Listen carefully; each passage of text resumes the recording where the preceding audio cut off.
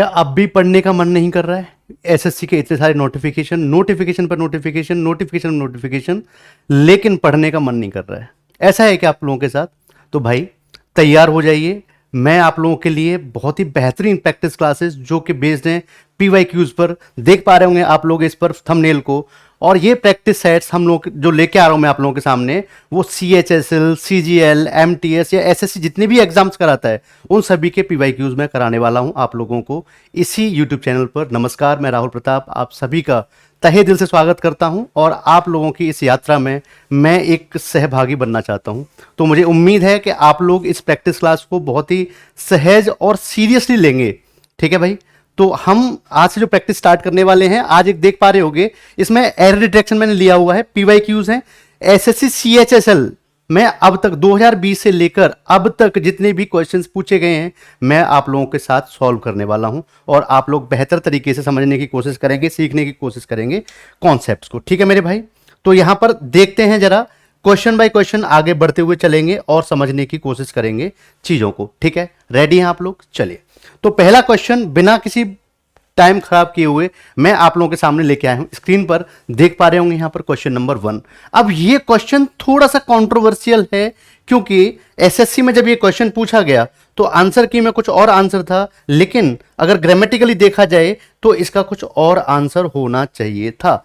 ठीक है मेरे भाई, चलिए देखेंगे यहां पर, sincere students like you and he should study regularly to pass the examination. अब यहां पर इस क्वेश्चन को देखो जरा, यहां पर ये जो सिंसियर स्टूडेंट्स हैं, सिंसियर स्टूडेंट्स, स्टूडेंट्स नाउन है यहां पर और उसके लिए वर्ड यूज किया गया है सिंसियर। ठीक है, यानी कि एडजेक्टिव है। क्लियर है?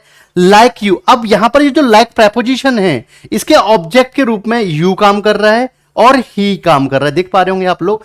हालांकि ये पूरा जो क्लॉज है ये सेंटेंस के सब्जेक्ट के रूप में काम कर रहा है मेरे भाई, लेकिन आप ये समझने की कोशिश करेंगे कि लाइक प्रेपोजिशन का जो ऑब्जेक्ट होगा वो ऑब्जेक्टिव केस में यूज किया जाएगा। यू का ऑब्जेक्ट यू होता है, लेकिन यहां पर ही का ऑब्जेक्ट क्या होगा? हिम होना चाहिए। ठीक है मेरे भाई, हालांकि एसएससी ने जो इसका आंसर दिया हुआ है वो नो एरर दिया था, लेकिन इसका आंसर नो एरर नहीं होगा। आप देख पा रहे हैं इसका आंसर होगा डी। इसका मतलब ही के स्थान पर हमें प्रयोग करना होगा हिम। क्लियर है ये कॉन्सेप्ट या नहीं क्लियर, आप लोगों को बताइए। ठीक है मेरे भाई, चलिए अगला आगे चलते हैं नेक्स्ट क्वेश्चन पर। क्वेश्चन नंबर 2 आप लोगों के सामने स्क्रीन पर है, आप लोगों के पास 5 सेकंड का टाइम है, आगे मैं बताता हूं क्या हो।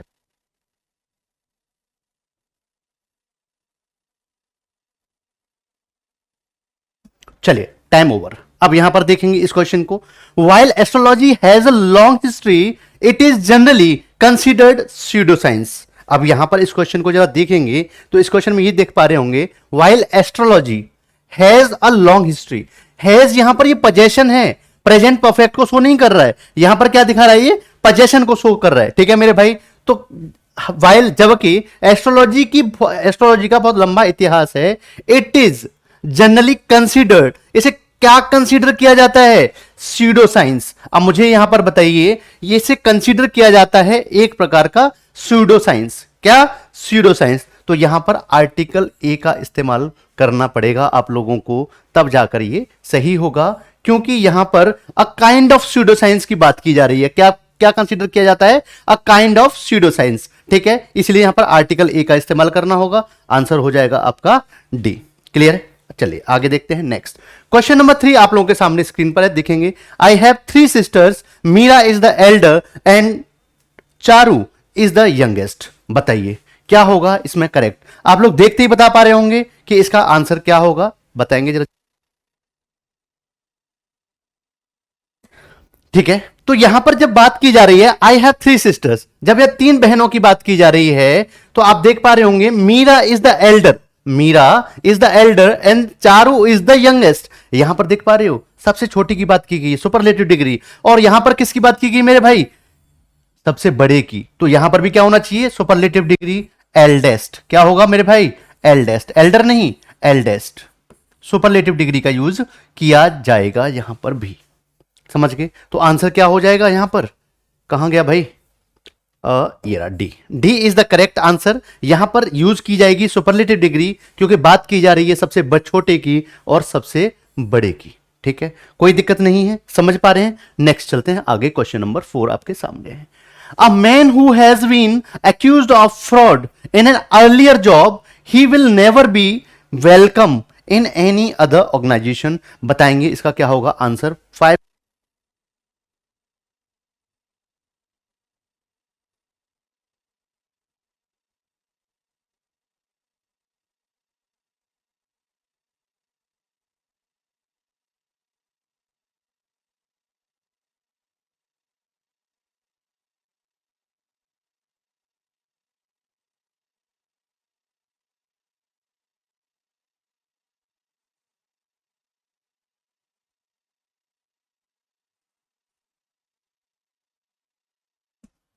ठीक है, चलिए तो क्या होगा इसका आंसर देखेंगे। A man who has been accused of fraud in an earlier job, ठीक है, he will never be welcome in any organisation.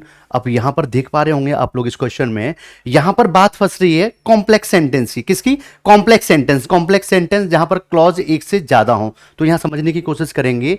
A man, अब इस मैन को हु के साथ, रिलेटिव प्रोनाउन के साथ आगे एक्सप्लेन किया गया है कि ये मैन कौन है।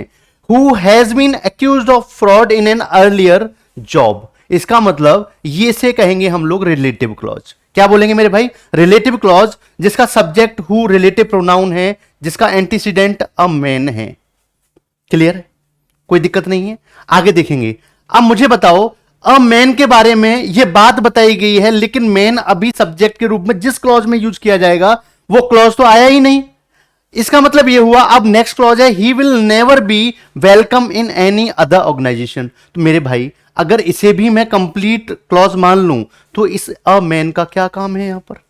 ठीक है, इसका मतलब यह हुआ कि इस जो क्लॉज है, जो प्रिंसिपल क्लॉज है, उसका सब्जेक्ट है अ मैन, और ये जो ही है, ये जो ही दिख रहा है आप लोगों को, ये सुपरफ्लुअस है। ये क्या है? सुपरफ्लुअस है। देख पा रहे होंगे ये एक रिलेटिव क्लॉज बीच में फंसा हुआ है, और जो मेन सेंटेंस है, a man will never be welcome in any other organisation. Clear है? तो यहां पर ये जो ही था वो क्या था? सुपरफ्लुअस था, इसकी आवश्यकता हमें नहीं थी, लेकिन जबरदस्ती इसका यूज किया गया था। तो आंसर क्या हो जाएगा? D is the correct answer. He will never, तो यहां पर जो ही है उसे हम हटा देंगे। क्लियर है? समझ रहे हैं आप लोग? चलिए आगे बढ़ते हैं नेक्स्ट क्वेश्चन की तरफ। पेन का कलर चेंज कर लेते हैं जिससे जीवन में कुछ रंग आ जाए। लाल पेन ले लिया मैंने, देखिए, चलिए देखेंगे। हाँ भाई, it is a well known fact that the monarchy is not the best form of governance. अब गवर्नेंस का बेस्ट फॉर्म नहीं है मोनार्की, ये बात इसमें बोली गई है। बताइए क्या होगा इसका करेक्ट आंसर। 5 सेकेंड्स हैं आप लोगों के पास।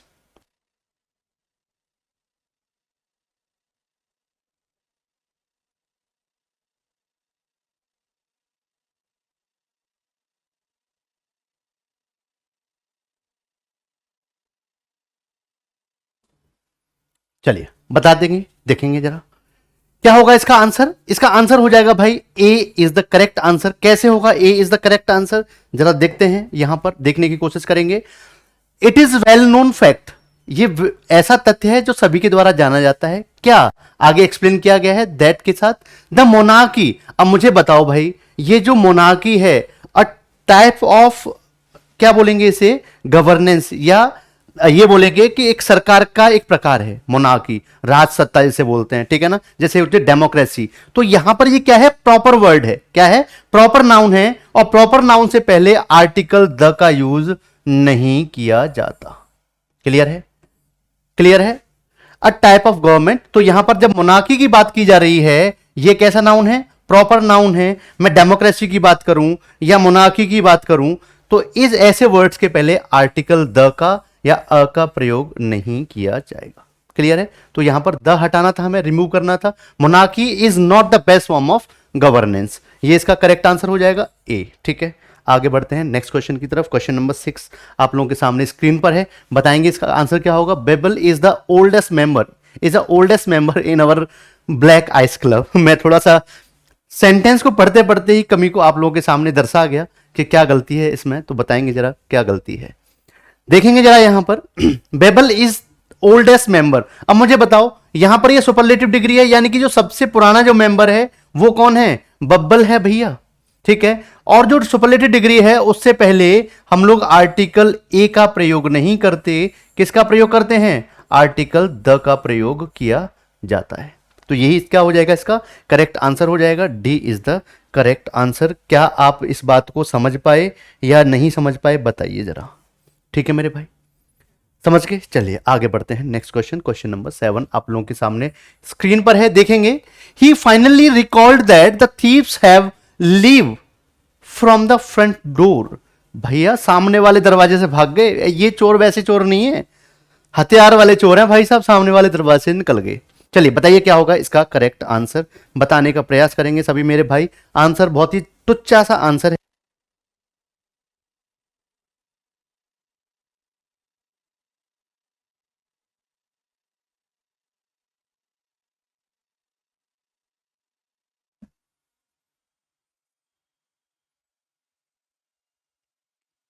ठीक है, देखेंगे बताएंगे।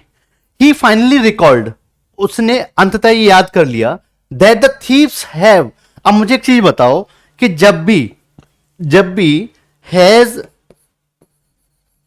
हैव या हैड, ठीक है, हेल्पिंग वर्ब के रूप में यूज किए जाती हैं, तो क्या आप लोगों को यह बात नहीं पता, क्या आप लोगों को यह बात मालूम नहीं है कि वर्ब फिर अपने थर्ड फॉर्म में इस्तेमाल की जाती है? क्या आप लोगों को पता है?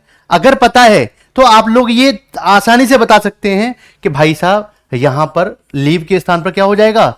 लेफ्ट हो जाएगा। ये तो मुझे पता लग गया कि ये गलती थी। अब मुझे क्या इसमें और भी करेक्शन की आवश्यकता है? मुझे इतना तो पता लग गया कि इस सेक्शन में मेरी गलती थी और मैं आंसर टिक कर दूंगा ए, यही मेरा करेक्ट आंसर हो जाएगा। लेकिन क्या केवल इतने से ही इंप्रूवमेंट की आवश्यकता थी या और भी कुछ इंप्रूवमेंट इसमें चाहिए? तो ध्यान देंगे जरा, अगर मैं बात करूं कॉम्प्लेक्स सेंटेंस की, और इसमें जो प्रिंसिपल क्लॉज है ये, ही फाइनली रिकॉल्ड, ही फाइनली रिकॉल्ड पास्ट टेंस है। जब भी पास्ट टेंस हो प्रिंसिपल क्लॉज, तो जो सबऑर्डिनेट क्लॉज है वो भी पास्ट में होगी। इसका मतलब ये हुआ कि ये जो हैव है इसके स्थान पर क्या आ जाएगा भाई साहब? इसके स्थान पर आ जाएगा हैड। ठीक है, तो केवल हैव प्लस लेफ्ट करके काम नहीं चल रहा था, जो करेक्शन था वो हैड लेफ्ट करना था हैव लीव के स्थान पर।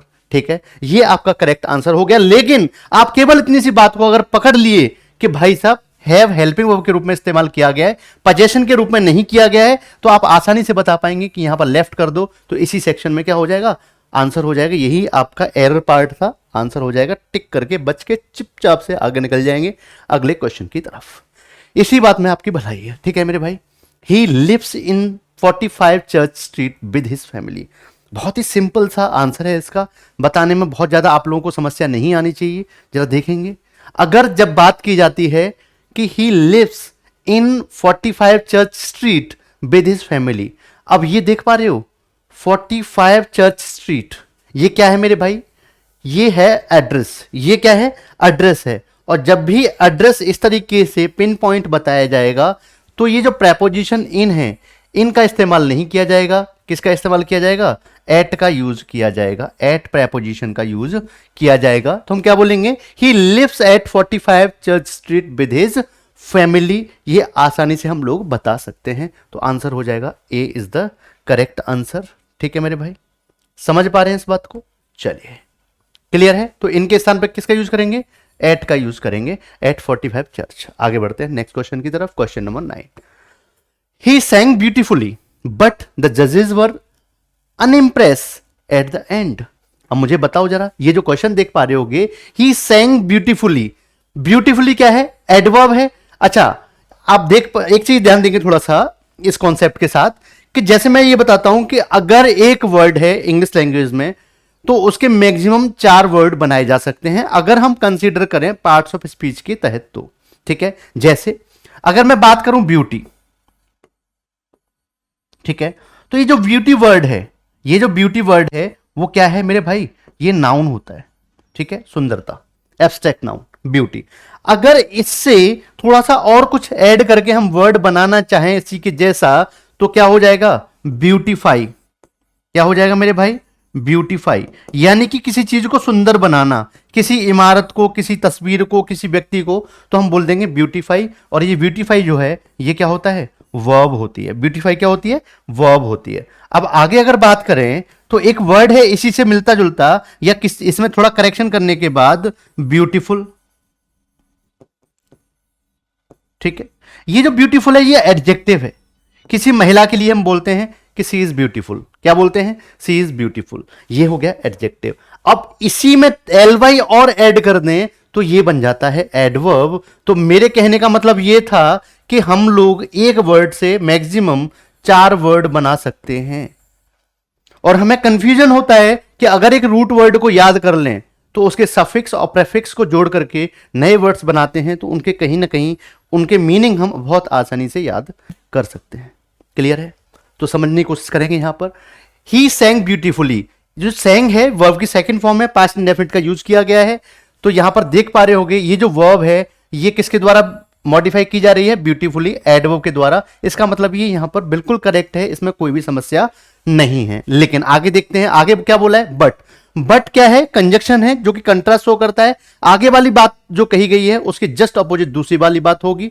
क्या होगी कि वो सुंदर तो गाता है, लेकिन द जजेस वर, जो जजेस थे वो कैसे थे, अनइम्प्रेस। अब यहां पर देखिए जरा, ध्यान देंगे थोड़ा सा। He is trying to impress me, he was trying to impress me. मैंने ऐसे बोला कि मुझे इंप्रेस करने का प्रयास कर रहा था, लेकिन मैं इंप्रेस नहीं हुआ। ठीक है ना, इसका मतलब ये हुआ, ये जो इंप्रेस है, इंप्रेस है, ये वर्ब है। क्या है मेरे भाई, इंप्रेस यहां पर क्या है, वर्ब है। ठीक है, ये क्या है, वर्ब है। अब यहां पर देख पा रहे होगे वर्ब के साथ या तो आईएनजी फॉर्म आ सकता था वर्ब का, जो कि कंटिन्यूटी शो करता, कंटिन्यूस टेंस बताता, या फिर वर्ब की थर्ड फॉर्म आती जो कि पैसिव वॉइस को बताता। जो किसको बताता, पैसिव वॉइस को बताता। लेकिन यहां पर इसका मतलब यह है कि यहां पर ये जो वर्ब है वो लिंकिंग वर्ब के रूप में इस्तेमाल किया गया है। द जजेस वर अनइम्प्रेस्ड, इसका मतलब यहां पर कॉम्प्लीमेंट का यूज किया जाएगा जो कि एडजेक्टिव होगा, और इसे क्या लिखेंगे, अनइम्प्रेस्ड। तो कितने मेरे भाइयों को यह बात पता है कि अगर वर्ब की थर्ड फॉर्म का इस्तेमाल करते हैं हम लोग, या बोलूं कि पास्ट पार्टिसिपल का इस्तेमाल करते हैं, तो वो एडजेक्टिव के रूप में काम करता है। किसके रूप में काम करता है मेरे भाई, एडजेक्टिव के रूप में काम करता है। तो यहां पर हम ये बोल सकते हैं कि अनइम्प्रेस के स्थान पर अनइम्प्रेस्ड का यूज किया जाएगा। यही आपका क्या हो जाएगा, करेक्ट आंसर हो जाएगा। उम्मीद करता हूं कि क्वेश्चन को बहुत अच्छे से मैं समझा पाया हूंगा। चलिए आगे देखते हैं कि क्या है इसमें आंसर। क्वेश्चन नंबर 10 आप लोगों के सामने स्क्रीन पर है, देखेंगे जरा अच्छे से। Identify the error in the use of preposition in the given sentence and select the correct option. ठीक है मेरे भाई, अब ध्यान देंगे। यहां पर क्वेश्चन कहना चाह रहा है कि ये जो सेंटेंस लिखा हुआ है राधिका जी के साथ स्टार्ट किया गया है और कंपटीशन पे आके खत्म हो गई है दुनिया। ठीक है मेरे भाई, तो यहां पर जो समझने की कोशिश ये करेंगे कि इसमें जहां जहां भी प्रेपोजिशन है और उस प्रेपोजिशन के यूज में कोई एक गलत है। ठीक है, एक चीज तो होगी गलती। ठीक है, दूसरी चीज, उस गलती को सही करके क्या इंप्रूवमेंट कर सकते हैं, वो इन 4 ऑप्शंस में से एक होगा। ठीक है, चलिए। तो Radhika is not capable on participating in a national level competition. ठीक है मेरे भाई, देख पा रहे हैं, जरा पेन चेंज कर लेते हैं, देखेंगे। अब यहां पर बात की गई है कि प्रेपोजिशन जो गलत है उसको सही करना है, और उस सही जगह पर कौन सा प्रेपोजिशन आएगा इनमें से बताना है आप लोगों को। ठीक है, चलिए। तो Radhika is not capable on participating, नहीं भाई साहब, ना ना ना, कैपेबल ऑन नहीं नहीं नहीं नहीं नहीं, क्या आएगा, कैपेबल ऑफ। कैपेबल ऑफ, ध्यान रखिएगा, इसका मतलब आंसर क्या होगा, B is the correct answer.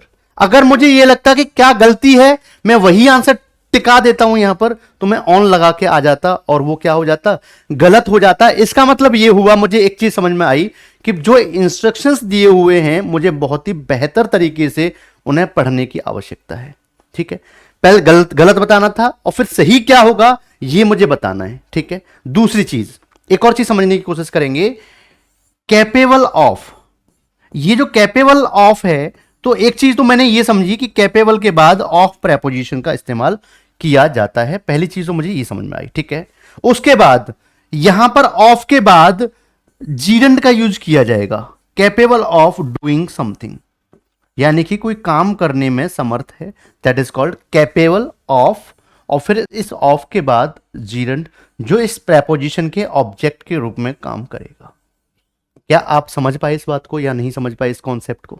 ठीक है, जिन मेरे भाइयों को बहुत ज्यादा इस बात से समस्या रहती है कि हमें समझ में नहीं आता कहाँ जीरंड यूज करना है, कहाँ इन्फिनेटिव यूज करना है, तो उन्हें मैं यहां पर थोड़ा सा समझाने में शायद कुछ हद तक सफल रहा होगा। ठीक है, आगे बढ़ते हैं। नेक्स्ट क्वेश्चन, क्वेश्चन नंबर 11 आप लोगों के सामने स्क्रीन पर है। बहुत ही टुच्चा सा क्वेश्चन है, इस क्वेश्चन में बिल्कुल भी दम नहीं है, ये CHSL के एग्जाम में पूछा गया है। जरा बताएंगे इसका आंसर क्या होगा।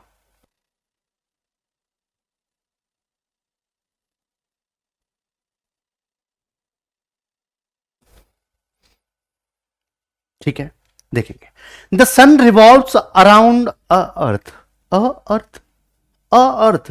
अरे भाई साहब देखो तो जरा, इसकी शकल देखो जरा, अ अर्थ। क्या मैं सही कह रहा हूं? अ अर्थ नहीं, ये तो कानों को भी सुनने में अच्छा नहीं लग रहा।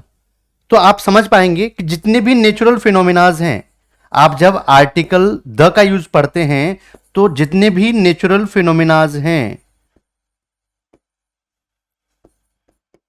ठीक है, फिनोमेनन, उनके पहले आर्टिकल द का यूज किया जाता है। द सन, द अर्थ, इस तरीके से हम लोग बोलते हैं।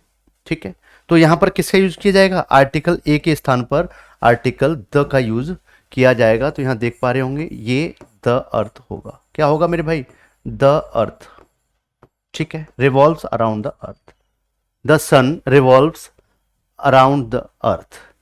क्या ये बात सही है स्टेटमेंट? अगर हम सही माने तो ये क्या ये स्टेटमेंट सही है? ग्रामर को अगर छोड़ दें, the sun revolves around the sun, it was considered earlier, ऐसा बहुत पहले कंसीडर किया जाता था कि ऐसा होता है कि जो सन है वो अर्थ के चारों तरफ परिक्रमा करता है, लेकिन ऐसा नहीं होता है। ये लोग आप लोग जानते होंगे, बहुत ही विद्वान लोग हैं आप लोग, मुझे ज़्यादा इस बारे में समझाने की आवश्यकता नहीं है। ठीक है मेरे भाई, आगे देखेंगे जरा। When Mayank came I shall go with him to the circus. अब बताओ भैया क्या होगा इसका आंसर, कि जब मयंक आया तो मैं सर्कस जा चुका था। क्या आप लोग समझ पा रहे हैं या नहीं समझ पा रहे हैं भैया? बताओ जरा। क्या आप समझ पा रहे हैं या नहीं समझ पा रहे हैं? देखेंगे। When Mayank came I shall go with him to the circus. अब मुझे एक चीज बताओ, आपको कंफ्यूजन हो रहा होगा, दिमाग में ये बहुत दर्द हो रहा होगा कि भाई साहब वर्ब की सेकंड फॉर्म मैं इसे काटता हूं, यहां पर हेड प्लस वर्ब की थर्ड फॉर्म लगा देता हूं। क्या ऐसा दिमाग में आ रहा है आप लोगों को? अगर ऐसा दिमाग में आ रहा है तो आप लोगों को पढ़ने की बहुत आवश्यकता है। मैं जो प्रैक्टिस क्लास लेके आया हूं, इन प्रैक्टिस क्लास में यूट्यूब पर एनरोल होने की बहुत आवश्यकता है। समझने की कोशिश करेंगे कि हाँ कवि कहना क्या चाहता है। ठीक है, तो कभी भाई साहब बस छोटी सी बात कहना चाहता है कि ये बात है एक फ्यूचर इवेंट की। किसकी बात है? फ्यूचर इवेंट की। और इस सेंटेंस को हम एक कंडीशनल सेंटेंस की तरह ट्रीट करेंगे। व्हेन मयंक केम नहीं भाई साहब, जब मयंक आएगा, व्हेन मयंक कम, ठीक है, comes, I shall go with him to the circus. क्योंकि इन भाई साहब को किसके साथ जाना है? मयंक के साथ जाना है। अगर मयंक के आने से पहले ये निकल जाएंगे तो मयंक के साथ जाएंगे कैसे? ठीक है मेरे भाई, क्या लॉजिक समझ में आ रहा है इस बात का? इसके पीछे कोई बहुत ज्यादा रूल्स एंड रेगुलेशन समझने की आवश्यकता नहीं है। ये बात आपको समझ में आ गई होगी। When Mayank comes I shall go with him to the circus. मैं उसके साथ कहां जाऊंगा भाई साहब? सर्कस जाऊंगा। तो यहां पर क्या होगा? किधर गया मयंक? ये रहा बी आपका क्या हो जाएगा? करेक्ट आंसर हो जाएगा। क्या आपको ये बात समझ में आई या नहीं आई? मुझे जरा बता दीजिए। ठीक है, समझ में आ गई? चलिए आगे बढ़ते हैं नेक्स्ट क्वेश्चन की तरफ। क्वेश्चन नंबर 13 आप लोगों के सामने है। In course by time he was wise enough to realise the mistakes of his past life. क्या होगा इसका?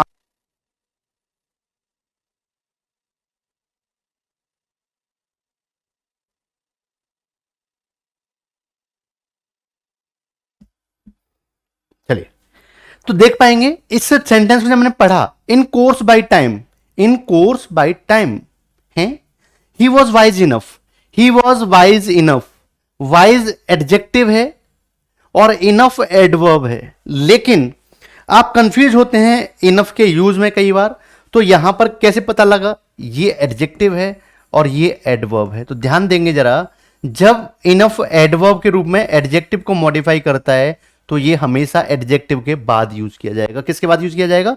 एडजेक्टिव के बाद। लेकिन अगर ये एडजेक्टिव के रूप में काम कर रहा है, लेकिन अगर एडजेक्टिव के रूप में काम कर रहा है और एक नाउन को मॉडिफाई करने की कोशिश कर रहा है, तो यहां पर भाई साहब ये जो इनफ है वो पहले यूज किया जाएगा और उसके बाद वो नाउन यूज किया जाएगा जिसको मॉडिफाई कर रहा है। ठीक है, क्लियर है? पहली चीज तो ये। लेकिन गलती इस बात में नहीं है। गलती कहां है? ये फ्रेज देख पा रहे होंगे, इन कोर्स बाय टाइम। ये इन कोर्स बाय टाइम नहीं होता, इन कोर्स ऑफ टाइम होता है। क्या होता है भाई साहब?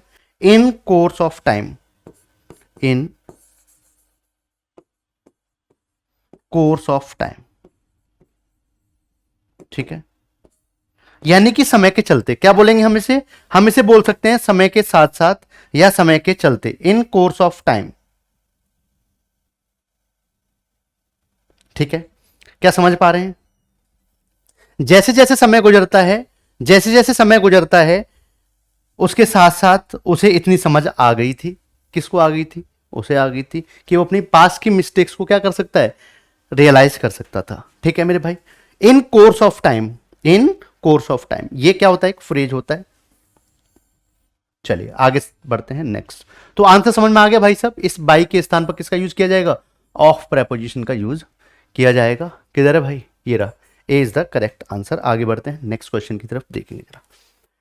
Select the grammatically correct version of the following sentence. ये 4 सेंटेंस आप लोगों के सामने लिखे हुए हैं। इन 4 सेंटेंस में से कौन सा सेंटेंस ग्रामेटिकली करेक्ट है, ये आप लोगों को बताना है। तो जरा बताने की कोशिश करेंगे। 4 सेंटेंस जो आप लोगों के सामने लिखे हुए हैं, इनमें से 3 गलत हैं, और वो गलत जो हैं वो किस प्रकार से हैं, और जो सही है वो क्यों सही है, ये आप बताने की कोशिश करेंगे मेरे जरा।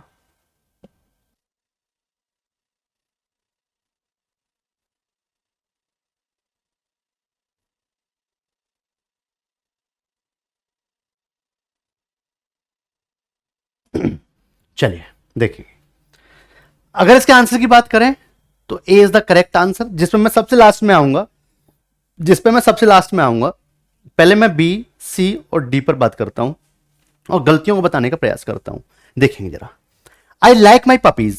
मैं अपने पपीज को बहुत ही पसंद करता हूं। ठीक है ना? अब ये जो पपीज हैं उनको आगे एक्सप्लेन किया गया है। मैक एक का नाम है, दूसरे का नाम मैट है। यानी कि ये बात हमें समझ में आ गई, ये जो दो पपी हैं वो 2 हैं।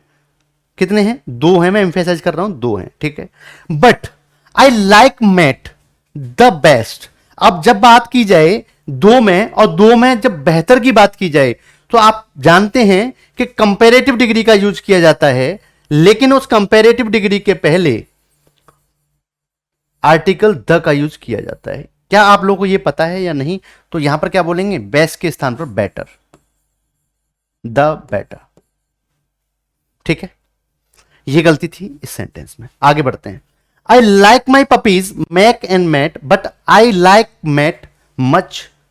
मच है, इसमें कंपैरिजन नहीं दिख रहा, बढ़ती हुई डिग्री नहीं दिख रही, बढ़ी हुई डिग्री नहीं दिख रही इसमें। ठीक है ना? पॉजिटिव डिग्री का इस्तेमाल किया गया है, इसका मतलब ये सेंटेंस गलत है, मच का यूज नहीं किया जाएगा। I like my puppies Mac and Matt, but I like Matt most. लोज ये कहां से आ गया? ये मुझे लग रहा है एक्स्ट्रा कहीं से आ गया भाई साहब। ठीक है, अब यहां पर अगर मोस्ट आ गया है, ये जो मोस्ट आ गया है, मैंने क्या बताया कि जब 2 की बात की जाए, कंपैरिजन किया जाए, तो उस कंडीशन में क्या होता है भाई साहब कि हम लोग आर्टिकल द का यूज करते हैं और कंपैरेटिव डिग्री का यूज किया जाता है उस कंडीशन में। क्या समझा पा रहा हूं मैं आप लोगों को या नहीं, बताइए। ठीक है, अब पहला वाला क्यों सही था? क्योंकि यहां पर इसी तरह से इस्तेमाल किया गया था। I like my puppies Mac and Matt, but I like Matt. अच्छा, आई लाइक मैट बेटर। ठीक है, चलिए नेक्स्ट आगे बढ़ते हैं। क्वेश्चन नंबर 15 देखेंगे जरा इसकी तरफ। Question number 15, the company was sued for breach of contract but it still deny any wrong doing. अब यहां पर जो सेंटेंस आप लोगों के सामने लिखा हुआ है, इस सेंटेंस को जरा समझने की कोशिश करेंगे और विद इन 10 सेकेंड्स में आंसर देंगे।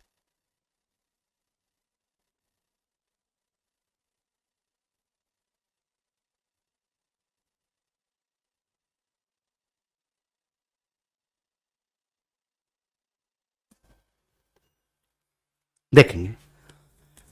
द कंपनी वॉज स्यूड, स्यू का मतलब होता है केस दर्ज कराना या कोर्ट में घसीट कर ले जाना, किसी पर मुकदमा दायर करना, तो उसको क्या बोलते हैं? स्यू। ठीक है ना, क्लियर है मेरे भाई? उसको क्या बोलते हैं हम लोग? स्यू बोलते हैं।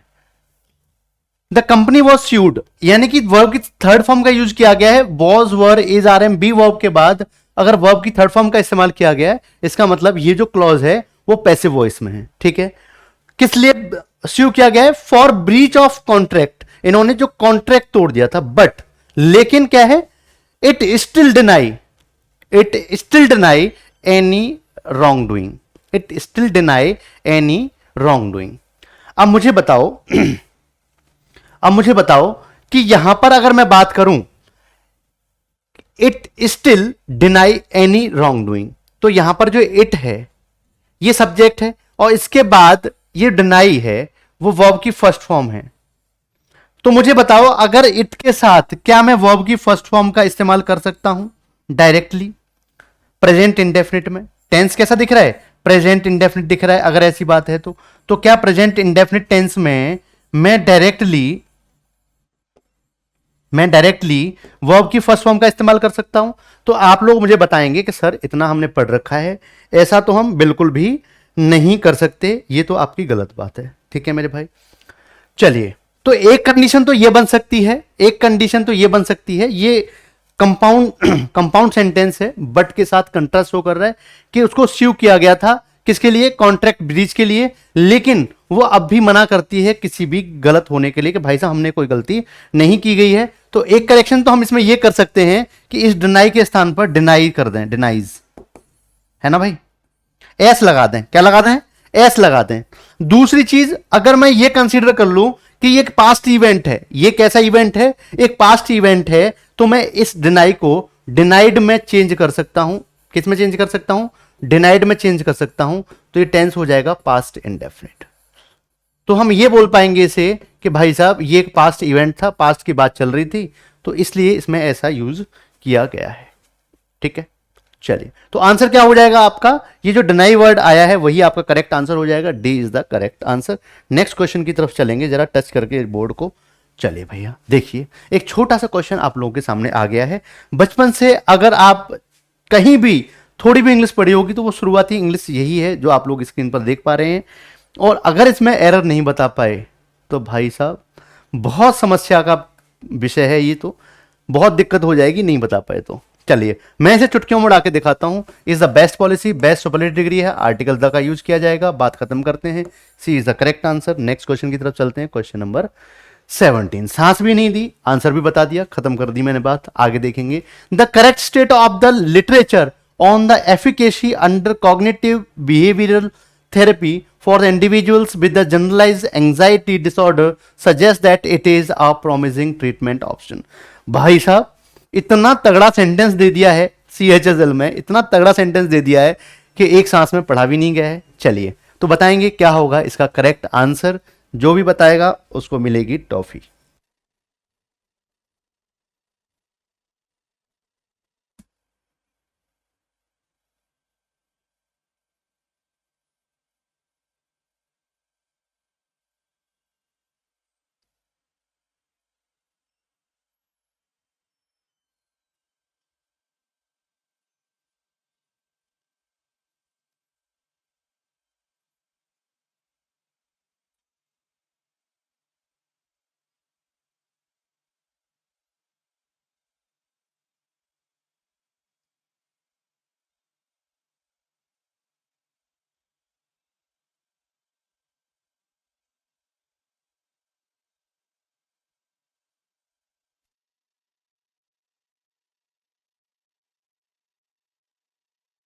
ओके देखेंगे जरा, ये जो सेंटेंस देखने में जितना बड़ा लग रहा है उतना बड़ा एक्चुअल में है नहीं। बहुत ही आसान सी एक एरर है इसमें। हमें इसको समझने के लिए, इस तरीके के बड़े बड़े सेंटेंसेस को क्रैक करने के लिए एक चीज हमें समझनी चाहिए कि इन सेंटेंस को जो हमने पार्ट्स में डिवाइड किया हुआ है, उन पार्ट्स को हमें कोरिलेट करके देखना चाहिए कि इनके जो वर्ड्स का कोरिलेशन है वो हमारा सही बैठ रहा है या नहीं बैठ रहा है। ठीक है, तो हम समझने की कोशिश करेंगे एक एक पार्ट को। ठीक है मेरे भाई, पेन काला ले रखा है, लाल पे चलाना है, बढ़िया चलेगा। देखेंगे जरा, द करेंट स्टेट, भैया करंट स्टेट की बात की जा रही है, द करंट स्टेट किसकी? ऑफ द लिटरेचर, लिटरेचर की। On the efficacy, on the efficacy under cognitive behavioural therapy. समझने की कोशिश करेंगे थोड़ा इसका हिंदी अनुवाद। क्या समझने की कोशिश करेंगे? हिंदी अनुवाद, ठीक है। अच्छा, जो करंट स्टेट है किसका? अब यहां पर ऑफ प्रेपोजिशन है, परफेक्ट एकदम, किसका? लिटरेचर का। ऑन द एफिकेसी, एफिकेसी बोलते हैं एबिलिटी, कैपेबिलिटी को एफिकेसी बोलते हैं। Efficacy under cognitive behavioural therapy है, अंडर नहीं, एफिकेसी ऑफ, क्या होगा यहां पर? एफिकेसी ऑफ, ऑफ प्रेपोजिशन का यूज किया जाएगा इस अंडर के स्थान पर। ये कॉग्निटिव बिहेवियरल थेरेपी, अगर आपने बीएड किया है, बीटीसी किया है, इस तरीके की चीजें की हैं, या आप मनोवैज्ञानिक हैं, तो इस कॉग्निटिव को बहुत अच्छे से समझते होंगे कि ये कॉग्निटिव का मतलब क्या होता है, क्या क्या काम होता है, और ये जो बिहेवियरल थेरेपी है ये क्या है, ठीक है। अभी कुछ सजेशंस की बात चल रही थी आर्मी वगैरह में, तो वहां पर जैसे अमेरिकन आर्मी है, तो ये जो बिहेवियरल थेरेपी है, ये जो थेरेपिस्ट होते हैं वो बिहेवियर को देख करके ये बताते हैं कि इन भाई साहब के जीवन में क्या चल रहा है। तो जैसे अमेरिकन आर्मी है, उसमें हर, जैसे बोलते हैं ना, 10,000 पर एक ऐसा थेरेपिस्ट रखा जाता है जो उनको, जैसे हो जाता है ना, एंग्जाइटी हो जाती है आर्मी में, आइसोलेशन में रहते हैं, बहुत स्ट्रिक्ट रूल्स के अंडर रहते हैं, तो उनको किसी तरीके की एंग्जाइटी ना हो, इसलिए एक थेरेपिस्ट रखा जाता है। तो cognitive behavioural therapy for individuals with generalized anxiety disorder suggests that it is a promising treatment option। ये कैसा है? promising treatment option है, ठीक है मेरे भाई। तो यहां पर अंडर के स्थान पर किसका यूज करना था? ऑफ का यूज करना था। याद रखेंगे कि एफिकेसी ऑफ समथिंग, क्या? एफिकेसी ऑफ समथिंग, एफिकेस बोलते हैं कैपेबिलिटी और कैपेसिटी, ठीक है। एफिकेसी ऑफ प्रेपोजिशन लगाते हैं, ऑफ समथिंग, ठीक है। फ्रेज को याद रखेंगे। जब भी आप डिक्शनरी देखते हैं तो ध्यान रखिए, उसके सारे यूजेस भी पढ़ा कीजिए, वर्ड के साथ कौन कौन सी प्रेपोजिशन का यूज किस कंडीशन में किया जा रहा है, इन चीजों पर भी ध्यान दिया कीजिए। क्वेश्चन नंबर 18 आपके सामने है, देखेंगे जरा। The rich should help poor. अब यहां पर देख पा रहे होंगे, इसका आंसर चुटकी बजाते ही पाया जा सकता है कि यहां पर द रिच, यहां पर जितने भी अमीर लोग हैं उनकी बात की जा रही है। शुड, शुड यहां पर हमें क्या सजेस्ट करता है? सजेशन देता है कि हमें क्या करना चाहिए, क्या नहीं करना चाहिए। तो शुड हेल्प, अब ये जो द पुअर का यूज किया जाएगा, जो कि ऑब्जेक्ट के रूप में काम करेगा, द पुअर, ठीक है मेरे भाई।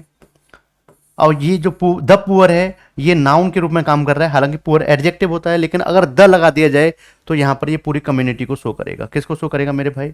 कम्युनिटी को शो करेगा, ठीक है। यानी कि जितने भी गरीब लोग हैं उनकी बात यहां पर सेंटेंस में की गई है, तो क्या हो जाएगा? सी आंसर हो जाएगा, द पुअर बोला जाएगा।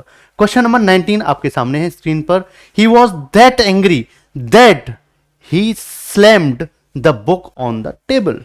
भाई साहब पटक के मारा ऐसे करके, देख पा रहे हो? मार के बताऊं कुछ? अब है नहीं ना सामने कुछ भी मारने के लिए, तो बताइए क्या होगा इसका सही आंसर, जरा बताने की कोशिश करेंगे।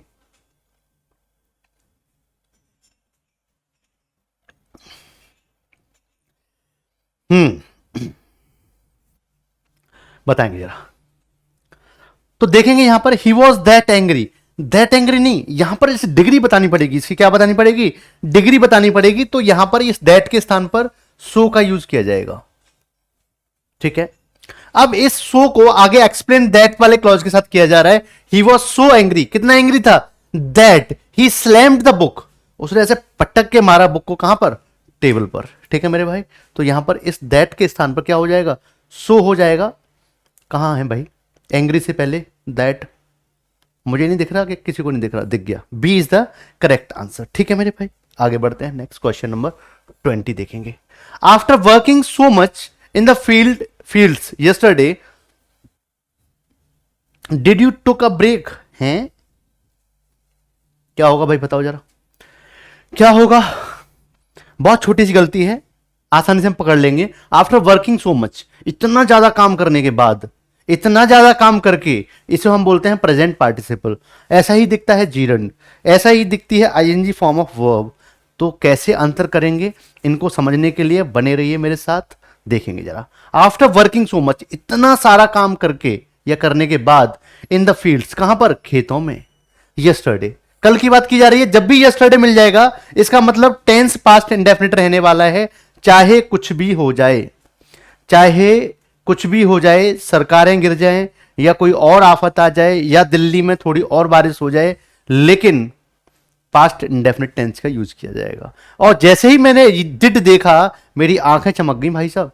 क्या चमक गई? आंखें चमक गई कि भाई साहब बात तो सही कह रहे हो, डिड का यूज किया गया है। फिर मेरी निगाह कहीं दूसरी जगह जाएगी ही नहीं, मैं नो एरर लगा दूंगा, बात खत्म हो जाएगी। लेकिन इसी के साथ आपके मार्क्स कम हो जाएंगे, कितने?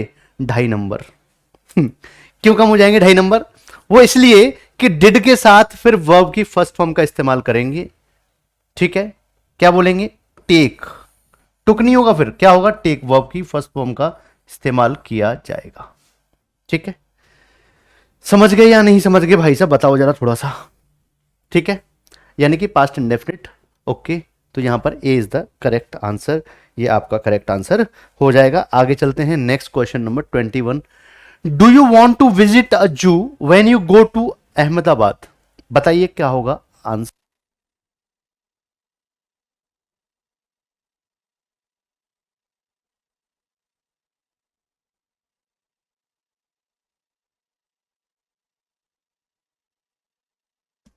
ठीक है, अब देखेंगे, do you want to visit a zoo when you go to Ahmedabad. ये जो क्लॉज जो बाद में आ गया व्हेन के बाद, इसने पूरी कहानी को चेंज कर दिया भाई साहब, इसने पूरे कॉन्टेक्स्ट को चेंज कर दिया।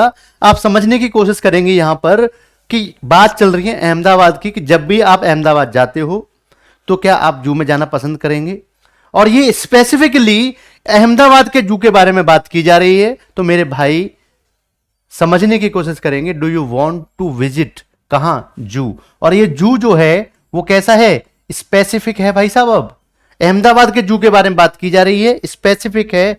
तो मुझे ये बात समझ में आ गई यहां पर कि ये जो आर्टिकल ए है यही गलत है, द का यूज किया जाने वाला है। ठीक है, द आर्टिकल का यूज किया जाएगा। Do you want to visit the zoo, कौन सा वाला? अहमदाबाद वाला। ठीक है भाई, चलिए, तो आंसर क्या हो जाएगा भाई? किधर गया? ये रहा, D is the correct answer. आगे बढ़ते हैं, क्वेश्चन नंबर 22, ध्यान देंगे जरा थोड़ा सा इस पर। Suman has bought a black and a white shawl to wear with her new dress. हैं बताएंगे जरा आंसर भाई साहब इसमें।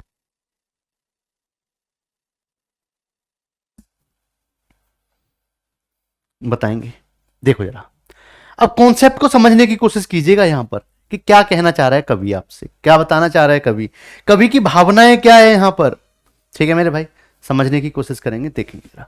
सुमन has bought a black and a white shawl, ये कॉन्सेप्ट पढ़ा है आप लोगों ने? ये कॉन्सेप्ट पढ़ा है या नहीं? अगर मान लेते हैं कि ये to wear with her new dress मैं हटा दूं, तो ये सेंटेंस एकदम सही हो जाएगा मेरा। कैसा हो जाएगा? सही हो जाएगा। जैसे मैं ऐसे बोलूं, आई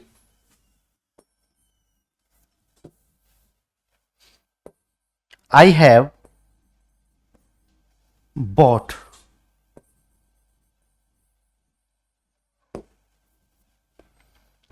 अ ब्लैक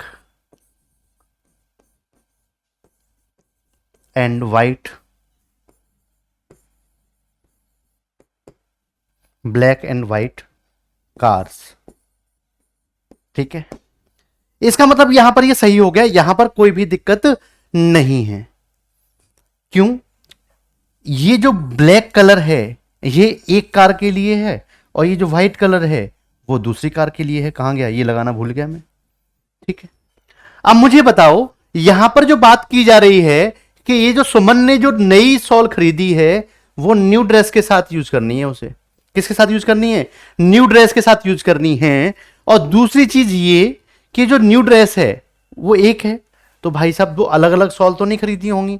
या दूसरी चीज कि यहां पर सॉल्व्स नहीं किया गया है। ठीक है, ठीक है, चलिए, तो यहां पर हम करेंगे क्या? ये जो सॉल है वो दो कलर की है। कैसी सॉल है? दो कलर की है, ब्लैक और व्हाइट। लेकिन सॉल कितनी है? एक।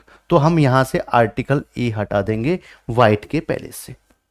ठीक है, कि अगर एक ही ऑब्जेक्ट के दो कलर्स हैं तो केवल पहले वाले ये जो कलर है उसके पहले आर्टिकल यूज किया है, दूसरे वाले के पहले हम लोग आर्टिकल का यूज नहीं करेंगे।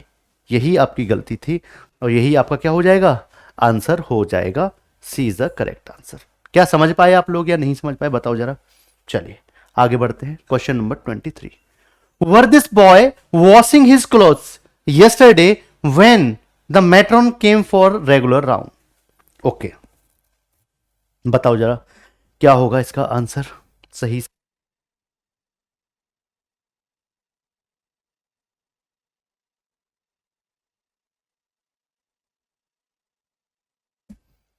क्या नहीं समझ में आया, क्या नहीं बता पाएंगे इसका आंसर? बहुत टुच्चा सा आंसर है इसका भाई साहब, देखेंगे जरा। वर दिस बॉय वॉशिंग, पहली बात सेंटेंस इंटेरोगेटिव है, यस नो टाइप का सेंटेंस है। क्यों यस नो टाइप का है? क्योंकि ये हेल्पिंग वर्ब से स्टार्ट किया गया है इस वजह से, ठीक है। दूसरी चीज, इस सेंटेंस का सब्जेक्ट है दिस बॉय, और ये जो दिस बॉय सब्जेक्ट है वो कैसा है, सिंगुलर सब्जेक्ट है भाई साहब। कैसा सब्जेक्ट है, सिंगुलर सब्जेक्ट है। और आप जानते हैं कि सिंगुलर सब्जेक्ट के साथ वर्ब वर का यूज नहीं किया जाता, वॉज का यूज किया जाता है। किसका यूज किया जाता है, वॉज का यूज किया जाता है। पेन काला ले लेते हैं और इधर वॉज लिख देते हैं आपके सामने, ठीक है। और यहां क्या दिख रहा है, वर दिख रहा है, यही काटो और वॉज लगा दो, बात खत्म करो। ज्यादा आगे बात नहीं बढ़ाते, बात ज्यादा आगे बात बढ़ेगी तो फिर दिक्कत होगी सबको। आगे बढ़ जाते हैं क्वेश्चन नंबर 24 पर, ठीक है। क्वेश्चन नंबर 24 देखेंगे। Nobody from the gathering of the odd people could guess the accident occurring blast. बताओ क्या होगा इसका आंसर सही सही आपकी भाषा में।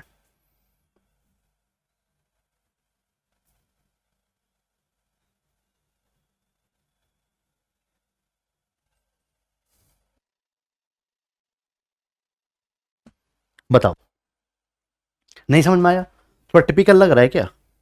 No buddy from the gathering of odd people, जो लोगों की भीड़ थी, जो लोगों की भीड़ थी उसमें से कोई भी नहीं, कुड गैस, कोई भी अनुमान नहीं लगा सका, कोई भी अनुमान नहीं लगा सका क्या, the accident cause the blast. ये जो एक्सीडेंट हुआ है, अकरिंग, सॉरी क्या हो गया है, गलतियां पढ़ने की आदत पड़ गई है क्या मेरे को।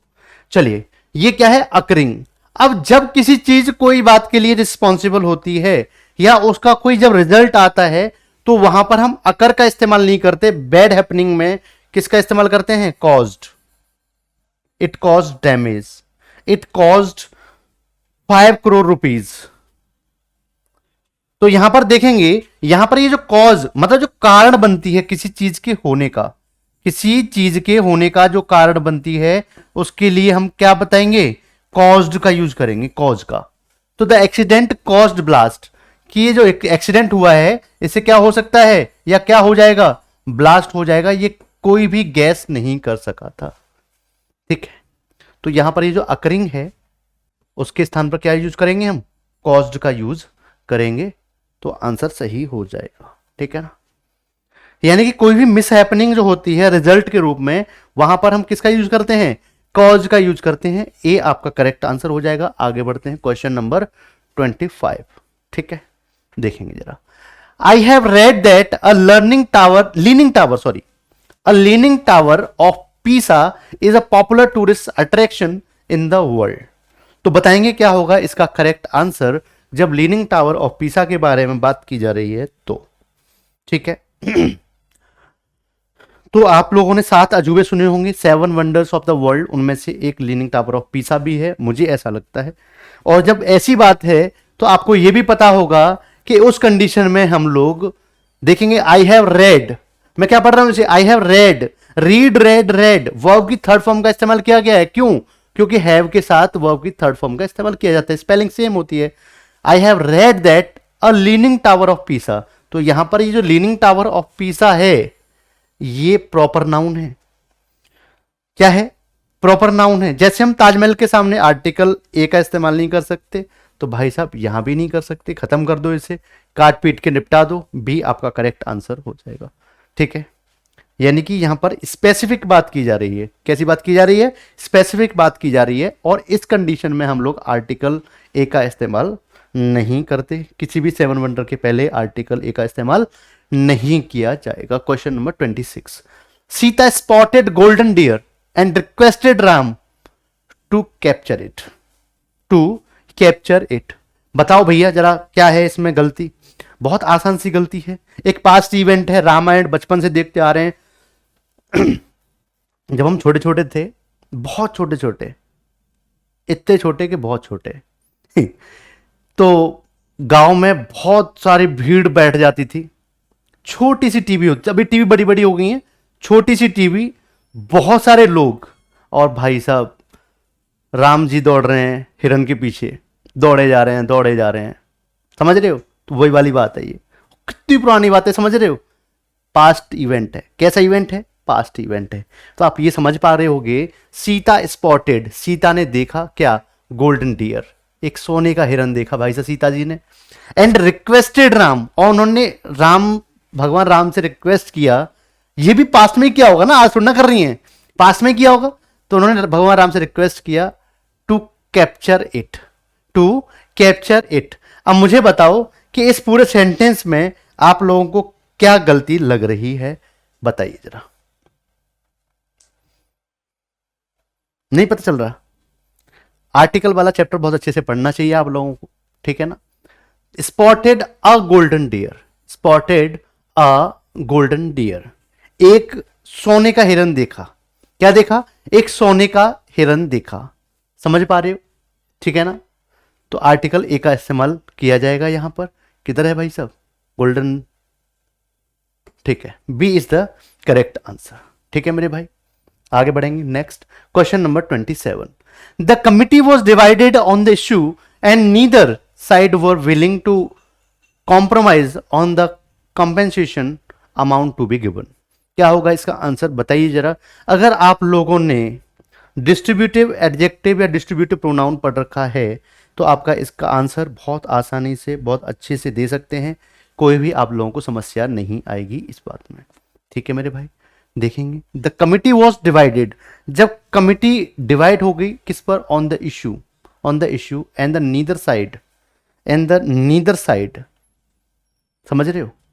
नीदर साइड, कोई भी साइड नहीं। यानी कि यहां पर जो नीदर वर्ड है वो डिस्ट्रीब्यूशन शो कर रहा है, और ये क्या है? साइड। जब बात साइड की जा रही है तो यहां पर वर्ग के स्थान पर किसका इस्तेमाल किया जाएगा? वॉज का इस्तेमाल किया जाएगा। ठीक है मेरे भाई, ठीक है? यस और नो? और क्या गलती दिख रही है आपको इस सेंटेंस में, वो भी जरा मुझे बताने की कोशिश करेंगे आप लोग। एक छोटी सी गलती और भी दिख रही है मेरे को, ठीक है? ये मुझे कमेंट बॉक्स में बताएंगे कि क्वेश्चन नंबर 27 में आपको और क्या गलती दिख रही है। अभी जो एक गलती थी वो मैंने आप लोगों के सामने हाईलाइट कर दी, और वही इसका आंसर है। और ये आपका आंसर जो है वो आंसर की में भी था। ठीक है, चलिए नेक्स्ट चलते हैं क्वेश्चन नंबर 28 की तरफ। क्वेश्चन नंबर 28 क्या कहता है? The investigation conducting by the research team yielded statistically significant results providing substantial evidence to support the hypothesis। जो हाइपोथेसिस थी उसको स्टैब्लिश करने के लिए। ठीक है मेरे भाई, समझ पा रहे हैं? ओके, देखेंगे थोड़ा सा। The investigation conducting by the, भाई साहब पढ़ने में भी जुबान टूट रही है मेरी। क्यों टूट रही है? क्यों? गलती है। ठीक है, तो अगर कोई काम किसी के द्वारा किया गया है यानी कि पैसिव है। क्या है मेरे भाई? पैसिव है। तो द इन्वेस्टिगेशन कंडक्टिंग नहीं, कंडक्टेड। द इन्वेस्टिगेशन, पेन कैसा भैया? लाल है, काला करते हैं पहले से। हाँ भाई, कंडक्टेड। क्या होगा यहां पर? Conducted. The investigation conducted by the research team, जो किसके द्वारा कंडक्ट की गई थी? रिसर्च टीम के द्वारा कंडक्ट की गई थी। तो यहां आईएनजी फॉर्म के स्थान पर वर्ब की थर्ड फॉर्म का इस्तेमाल किया जाएगा। By the research team yielded, उसने क्या यील्ड किया? क्या प्रस्तुत किया? क्या पेश किया? क्या परिणाम निकाला? Statically significant results providing substantial evidence to support the hypothesis. ठीक है ना? तो यही आपका क्या था? एरर था, और यही आपका आंसर था। ठीक है मेरे भाई, तो क्या है आपका आंसर, कंडक्टिंग के स्थान पर कंडक्टेड का यूज किया जाएगा। नेक्स्ट चलते हैं question number 29। It was Ravi not his friends who were shouting at late hours last night. क्या होगा इसका आंसर बताएंगे जरा। It was Ravi not his friends who were shouted. बहुत सिंपल सा आंसर है, कोई भी दिक्कत नहीं होनी चाहिए आप लोगों को। बताइए जरा 5 सेकंड में क्या होगा इसका आंसर। ठीक है, तो देखेंगे यहां पर बात किसकी की जा रही है कि भाई साहब ये रवि था, उसके दोस्त तो थे ही नहीं, यानी कि उसके दोस्त तो इस इवेंट में शामिल ही नहीं है। ये तो खामाखा की एक्स्ट्रा इंफॉर्मेशन है, खामाखा की एक्स्ट्रा इंफॉर्मेशन है। इसका इसके सब्जेक्ट से कोई भी लेना देना है ही नहीं, समझ रहे हो। तो सब्जेक्ट क्या है, रवि, और उस रवि के लिए ये किया किसने है, रवि ने किया है। तो रिलेटिव प्रोनाउन किसके लिए है, रवि के लिए। तो यहां वर के स्थान पर किसका यूज किया जाएगा, वॉज का यूज किया जाएगा। क्लियर है, आगे चलते हैं question number 30। Washington Irving's writing career started at the tender age of 19 when he joined his brother Peter's newspaper The Morning Chronicle as journalist। अब यहां समझ पा रहे हैं आप लोग, एक चीज समझने की कोशिश करेंगे। जो वॉशिंगटन इरविंग्स की जो राइटिंग कैरियर स्टार्ट हुआ था, कब हुआ था, बहुत ही छोटी सी उम्र में, 19 साल का था। हालांकि 19 साल छोटी उम्र नहीं होती है, आजकल 19 साल में बहुत कुछ हो जाता है। when he joined his brother Peter's newspaper, जो उसका भाई कौन था भाई साहब, अपना उसका भाई था जिसका नाम पीटर था, उस पीटर के न्यूज़पेपर को जब उसने ज्वाइन किया, द मॉर्निंग क्रॉनिकल, किसके रूप में, as a journalist. As a journalist, as journalist नहीं, as a doctor, as a journalist. जब हम प्रोफेशन की बात करते हैं, एज अ के बाद हम प्रोफेशन लगाते हैं, ठीक है, तो वहां पर यह आर्टिकल ए का इस्तेमाल किया जाता है। ठीक है मेरे भाई, समझ पा रहे हैं। तो आंसर क्या हो जाएगा, जर्नलिस्ट से पहले हमें किसका इस्तेमाल करना होगा, हमें यहां पर आर्टिकल ए का इस्तेमाल करना होगा। तो C is the correct answer. Question number 31। There was a saying that there are their own enemies with negligible reason to be shared. क्या होगा इसका आंसर बताएंगे जरा मुझे आप लोग।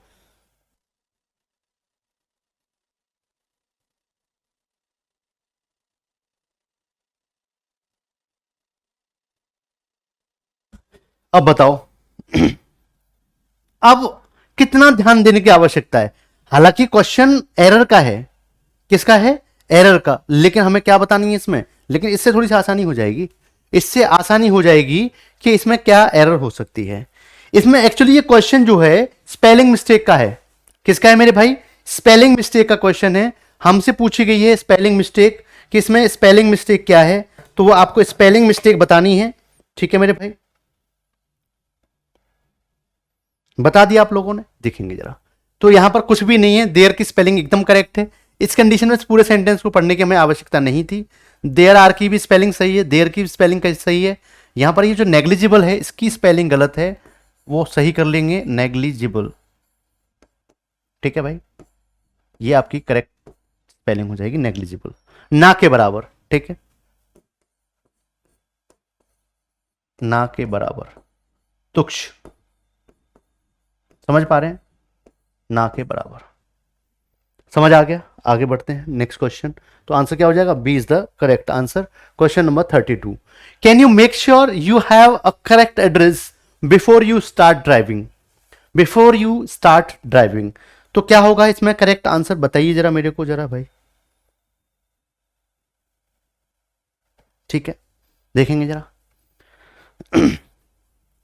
कैन यू मेक श्योर, क्या आप ये मेक श्योर कर सकते हैं, have you a correct address before you start driving. आप जो ड्राइविंग स्टार्ट करते हैं उससे पहले बता सकें कि करेक्ट एड्रेस क्या है। तो यहां पर देख पा रहे होंगे करेक्ट एड्रेस, जो पूरा ये फ्रेज दिख रहा है 2 वर्ड्स का, ये स्पेसिफिक हो गया। क्या हो गया, स्पेसिफिक हो गया। और जब भी बात स्पेसिफिक की आती है तो वहां पर आर्टिकल ए का इस्तेमाल नहीं किया जाता है, आर्टिकल द का इस्तेमाल किया जाता है।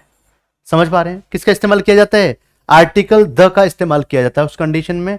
तो यहां पर देख पा रहे होंगे, मैं थोड़ा अच्छे से लिखने की कोशिश करता हूं, आर्टिकल द। ठीक है मेरे भाई, चलिए। तो क्या हो जाएगा आपका करेक्ट आंसर, किधर गया भाई, ये रहा, C is the correct answer. Question number 33। The food container is not enough big to meet the demands of the affected people. क्या होगा इसमें करेक्ट आंसर बताने की कोशिश करेंगे। अभी बताया था कुछ देर पहले, प्रीवियस ईयर में ही आया हुआ क्वेश्चन फिर से रिपीट हो गया। जहां मैंने एरर बताई थी वहां एरर एक्चुअल थी नहीं, मैंने लेकिन यूज बताया था इनफ का। किसका यूज बताया था? इनफ का यूज बताया था। यही एरर है इसमें जो मैंने वहां एक्सप्लेन करी थी। देखेंगे क्या होगा। अब यहां पर देख पा रहे होंगे the food container is not enough big. अब ये जो बिग है ये क्या है मेरे भाई? एडजेक्टिव है। और मैंने आप लोगों को बताया था कि जब एडजेक्टिव को कोई इनफ मॉडिफाई करता है तो एडवर्ब के रूप में काम करता है, और जब एडवर्ब के रूप में काम करेगा तो एडजेक्टिव के बाद आएगा। क्लियर है मेरे भाई? एडजेक्टिव के बाद आएगा। यहां पर जैसे क्या बोलेंगे हम लोग? एडवर्ब बोलेंगे। ठीक है, तो यहां से एडवर्ब हटा के, इनफ हटा के बिग इनफ बोलना पड़ेगा। इनफ बिग नहीं, बिग इनफ। क्लियर है? तो आंसर क्या हो जाएगा? किधर है भाई? ये रहा, B is the correct answer. आगे बढ़ते हैं question number 34। By virtue of the power given to the leader the followers accepted his decision. बताइए क्या होगा इसका आंसर। बहुत छोटी सी जो है क्या बोलना चाहिए, एरर है इसमें, जो कि आप आसानी से पकड़ सकते हैं। इसमें कोई भी दिक्कत आप लोगों को नहीं होनी चाहिए। ठीक है ना?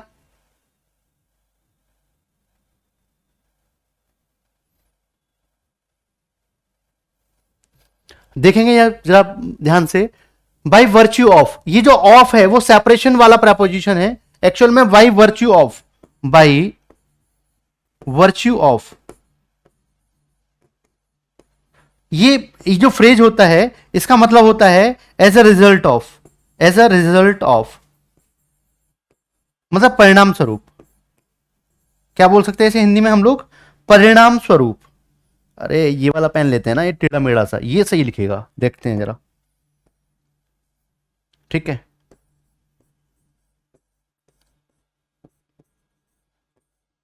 परिणाम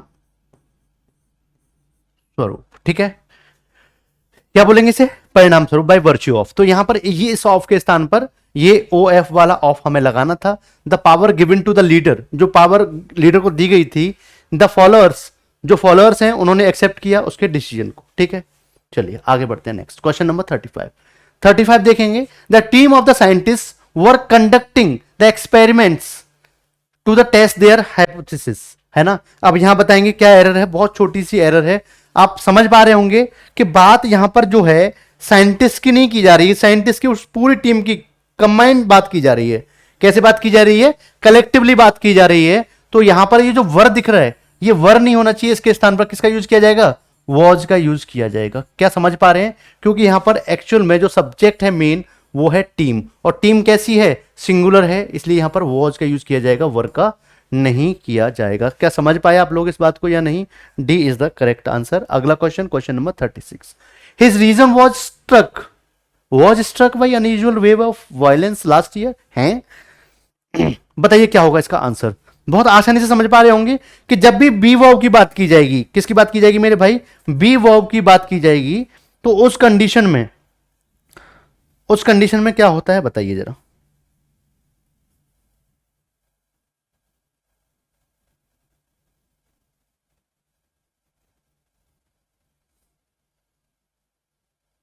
ठीक है, देखेंगे जरा। पहली चीज तो ये, दिस रीजन वॉज स्ट्रक।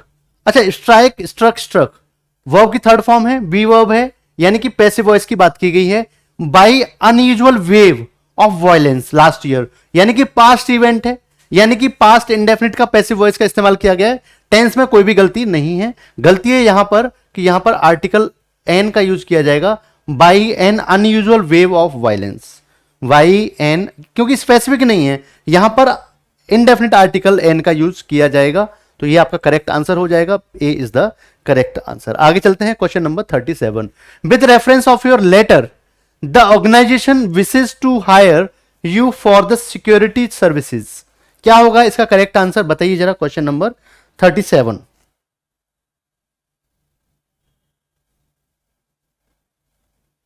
ठीक है,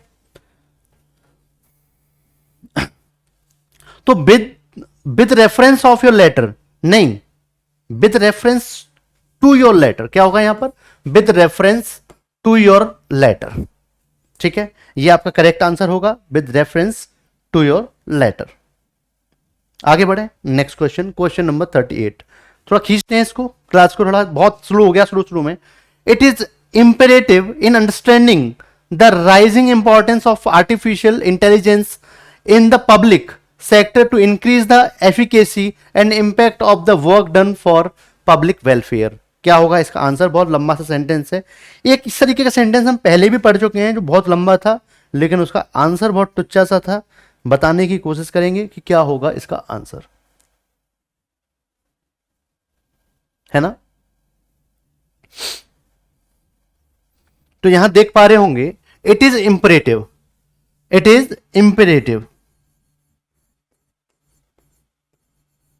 अभी जो इंपरेटिव जो लिखा हुआ है इस इट इज इंपरेटिव, इसके बाद हम लोग किसका यूज करते हैं? इन्फिनेटिव का यूज करते हैं भाई साहब। किसका यूज करते हैं? इन्फिनेटिव का यूज करते हैं। या मैं ये बोलूं imperative to do something, imperative के बाद टू प्लस वर्ब की first form, to do something. ठीक है, इस फ्रेज को याद रखेंगे आप लोग बहुत अच्छे से। ठीक है, नेक्स्ट क्वेश्चन, क्वेश्चन नंबर 39। क्या इसमें मैंने आंसर बताया या नहीं बताया? हाँ, इनके स्थान पर और अंडरस्टैंडिंग के स्थान पर हम क्या बोलेंगे? To understand, to understand.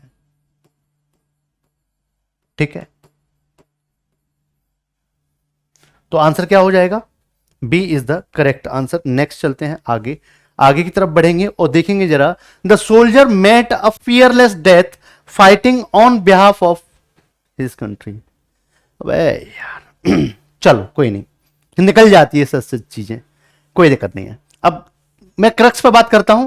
On behalf of someone हम क्या बोलते हैं? फ्रेज होता है ऑन बिहाफ ऑफ समवन और समबडी।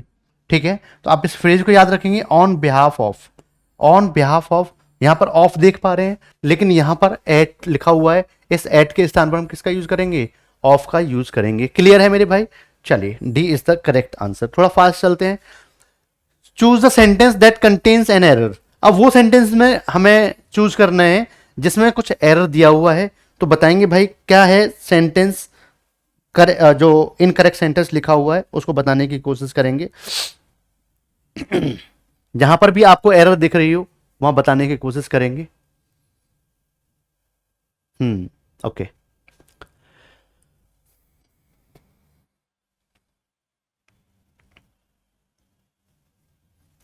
पहले सेंटेंस से स्टार्ट करते हैं।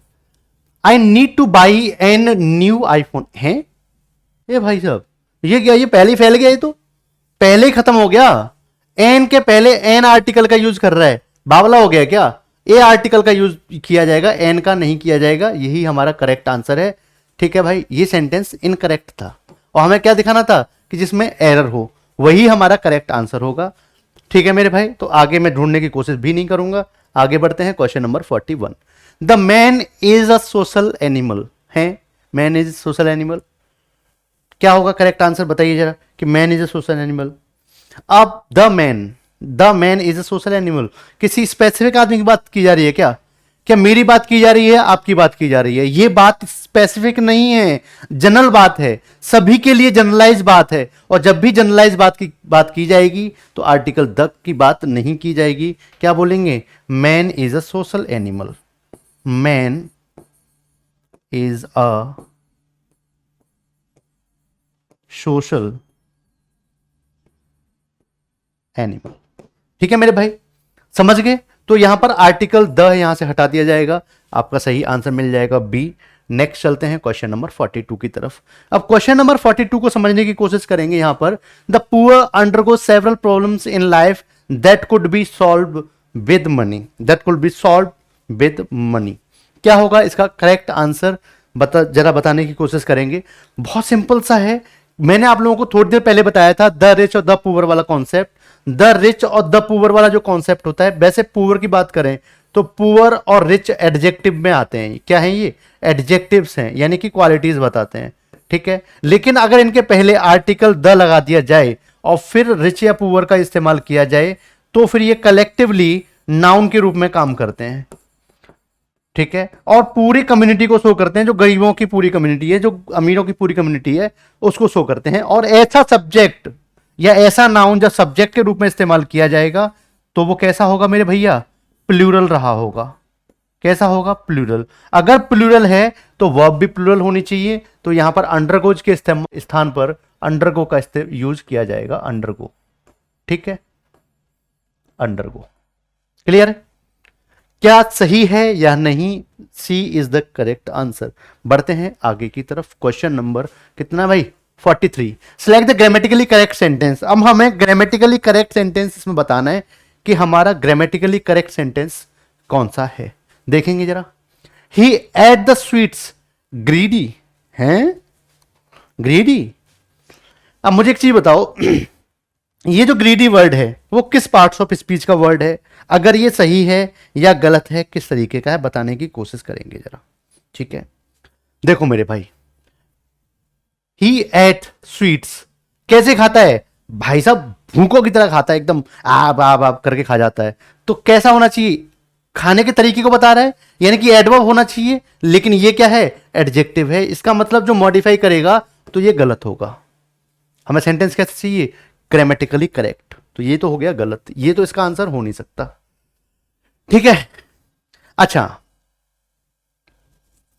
आगे क्या बोल रहा है, I could not find it anywhere. I could not, model auxiliary, negative, verb की फर्स्ट फॉर्म। ठीक है, इट ऑब्जेक्ट है किसका, फाइंड का, वर्ब का, एनीवेयर कहीं भी नहीं, यानी कि सेंटेंस बिल्कुल सही है। कोई भी दिक्कत इस बात में हमें नहीं है। ठीक है ना। अच्छा आगे देखते हैं क्या है। I haven't got none, I haven't got none. ध्यान देंगे, पहली चीज तो ये कि सेंटेंस नेगेटिव था। कैसा था, नेगेटिव था, नॉट का इस्तेमाल किया गया था, तो नन का इस्तेमाल नहीं किया जा सकता। ठीक है, आई हैव गॉट नन, ये सही था। या मैं ये बोलूं कि आई हैवंट गॉट एनीवन या एनीथिंग, तो सही था। नन का इस्तेमाल नहीं किया जाएगा, नन का इस्तेमाल करना है तो सेंटेंस नेगेटिव या नॉट नहीं होना चाहिए, इसलिए ये गलत है। आगे वो देखेंगे, he is much weak, he is much weak है भाई साहब, यहां पर मच के स्थान पर वेरी का यूज करो। पहली बात तो ये, he is very weak. Much का यूज जनरली हम करते हैं कंपेरेटिव डिग्री से पहले। किससे पहले, अरे भाई सही सही लिख जा थोड़ा सा, कंपेरेटिव डिग्री से पहले। ठीक है, क्या समझ पा रहे हैं आप लोग या नहीं? कंपेरेटिव डिग्री से पहले हम लोग मच का यूज करते हैं जनरली, और पॉजिटिव डिग्री में वेरी का यूज करते हैं। ये बात समझने की कोशिश करेंगे। तो यहां पर ये सेंटेंस भी इनकरेक्ट था, तो ग्रामेटिकली करेक्ट सेंटेंस बी हो गया हमारा। यही आपका आंसर है क्वेश्चन नंबर 44। क्वेश्चन नंबर 44 समझने की कोशिश करेंगे जरा। He speaks pleasantly with her yesterday, okay evening, but not today, but not today. अब मुझे एक चीज बताओ मुझे एक चीज बताओ कि अगर बात रेगुलर चल रही है, बहुत प्यार से चल रही है बहुत प्यार से चल रही है, तो समस्या कहां आ रही है, फिर लड़ाई क्यों हो रही है? लेकिन पर्सनल नहीं होना है, सेंटेंस पे ध्यान देना है। ही स्पीक्स प्लीजेंटली, अगर वो रोज प्लीजेंटली बात कर रहा है तो इसमें आज की और कल की बात कहां से आ गई? अगर आज और कल की बात की जा रही है भाई साहब, आज और कल की बात की जा रही है, तो कृपया करके प्रेजेंट इंडेफिनिट का यूज मत करो। ठीक है, अगर बात कर दी कि मेंशन कर दिया यस्टरडे का, तो यहां पर स्पीक्स मत करो, फिर स्पोक करो। क्या करो, स्पोक करो। ठीक है, ठीक है, हाँ या ना? कल तो ऐसा करता था, बोलता था, बहुत प्यार से बोलता था शादी से पहले बड़े प्यार से बात करता था भाई अपना, लेकिन आज नहीं करता। बट नॉट टुडे, आज नहीं करता ऐसा, है ना?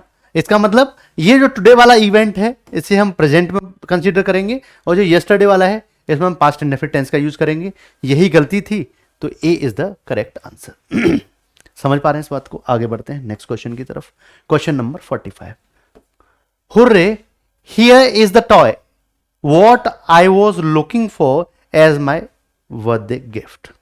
क्या होगा करेक्ट आंसर, बताने की कृपा करेंगे सभी मेरे भाई कि क्या होगा इसका आंसर।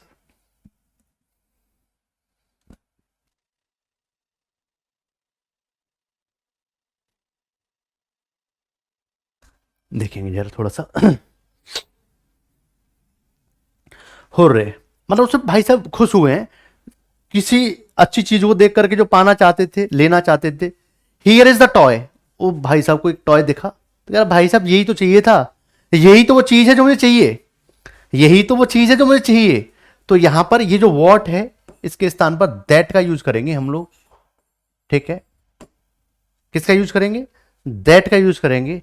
तो आंसर हो जाएगा आपका क्या भाई? C is the correct answer. That I was looking for, जिसकी मैं तलाश में था, वो यही चीज है। तो द टॉय के लिए रिलेटिव प्रोनाउन दैट का यूज किया जाएगा। ठीक है, आगे बढ़ते हैं। Question number 46। The politician was accuse of accepting bribes and lied about it to the public. मतलब जो पॉलिटिशियन है, वो उस पर क्या आरोप था कि उन भाई साहब ने जो है ब्राइब ली है, रिश्वत ली है, और जो रिश्वत ली है उसके बारे में पब्लिक से क्या बोल दिया? झूठ बोल दिया। आप बताओ कितनी बदमाशी वाली बात है भाई साहब हैं। अब वो क्या सही सही बोल दे? तुम बताओ क्या चाहते हो, क्या चाहते हो बताओ।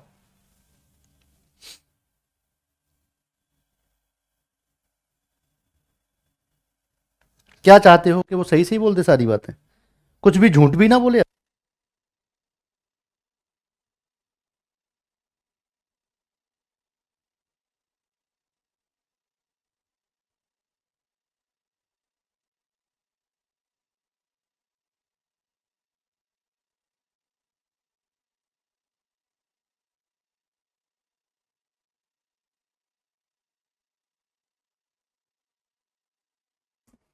ठीक है, देखेंगे जरा।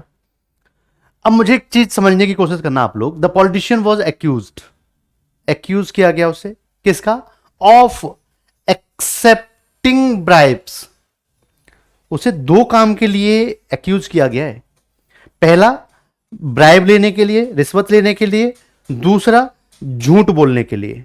दूसरा, झूठ बोलने के लिए। तो समझने की कोशिश कीजिएगा कि यहां पर जो पॉलिटिशियन है वॉज एक्यूज्ड, पैसिव वॉइस है, यहां पर पैसिव वॉइस है। ऑफ प्रेपोजिशन के बाद इसका ऑब्जेक्ट जो जीरंड के रूप में आया हुआ है, accepting bribes and lying about it to the public. और झूठ बोल रहा था किससे? पब्लिक से, जिसने वोट दिया, जो माई बाप थे, उनसे ही क्या बोल रहा था? झूठ बोल रहा था। तो अगर इस ऑफ का ये ऑब्जेक्ट है जीरन, तो एंड के बाद भी क्या आना चाहिए? जीरन। क्या समझ पा रहे हैं या नहीं समझ पा रहे हैं? बताइए जरा, संदेश भेजिए संदेश वाहक के द्वारा जरा, थोड़ा सा हमारे पास आप लोग क्या समझ पाए इस बात को या नहीं समझ पाए?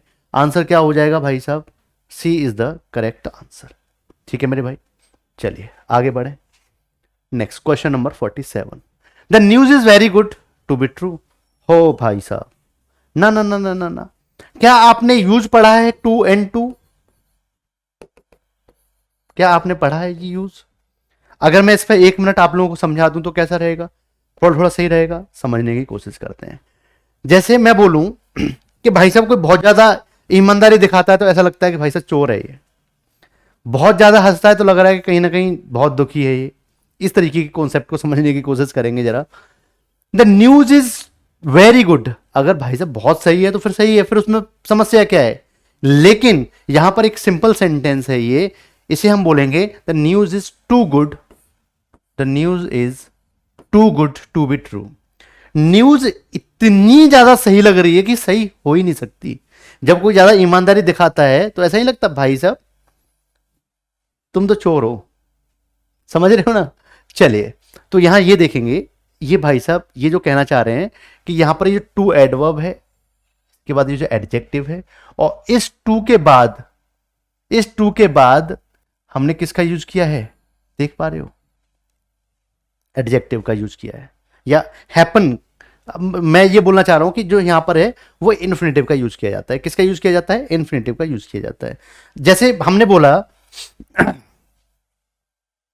हम्म,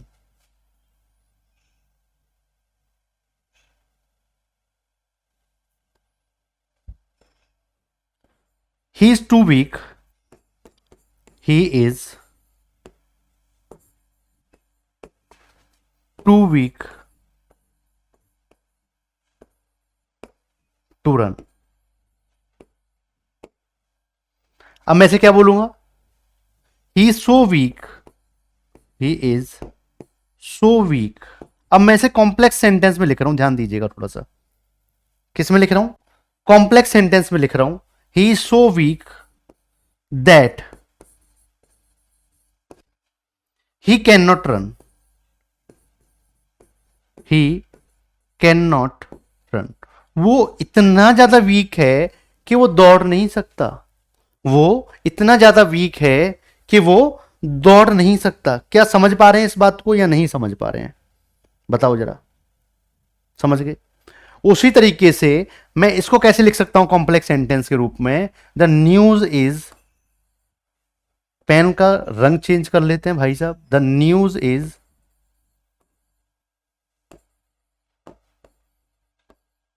so good that it can not be true. ठीक है, समझ आ गया।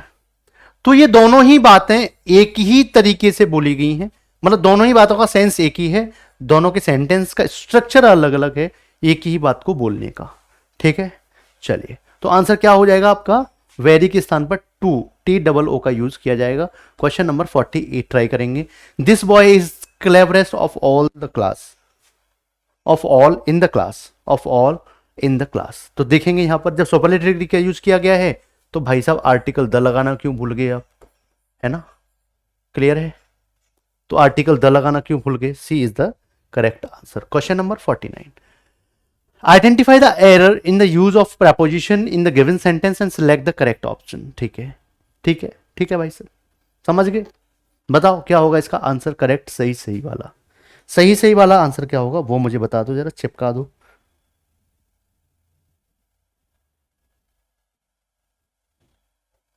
ठीक है, तो सेंटेंस क्या है, सेंटेंस ये लिखा हुआ है, her family lost their way on Daman. अब दमन भाई साहब बहुत बड़ा एरिया है, बहुत बड़ी जगह है, तो जब दमन गए घूमने के लिए तो वहां रास्ता भूल गए, क्या भूल गए, रास्ता भूल गए, तो ये ऑन नहीं होना चाहिए, इन दमन होना चाहिए। क्या होना चाहिए, इन दमन। तो इन प्रपोजिशन का यूज किया जाएगा, B is the correct answer. ठीक है, नेक्स्ट क्वेश्चन नंबर 50 बोल देखेंगे जरा, select the sentence that has a grammatical error. वो सेंटेंस बताना है जो ग्रामेटिकल एरर जिसमें कूट कूट के भरी हो।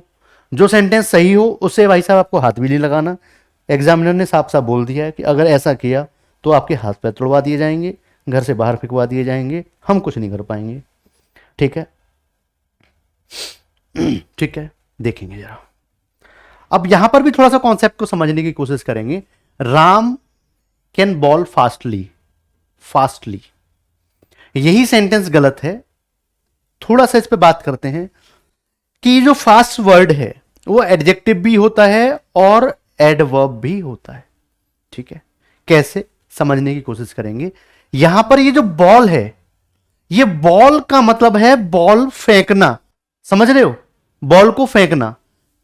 तो यहां पर ये वर्ब है बॉल, और इसके बाद जो वर्ब के बाद फास्ट होगा वो एडवर्ब होगा।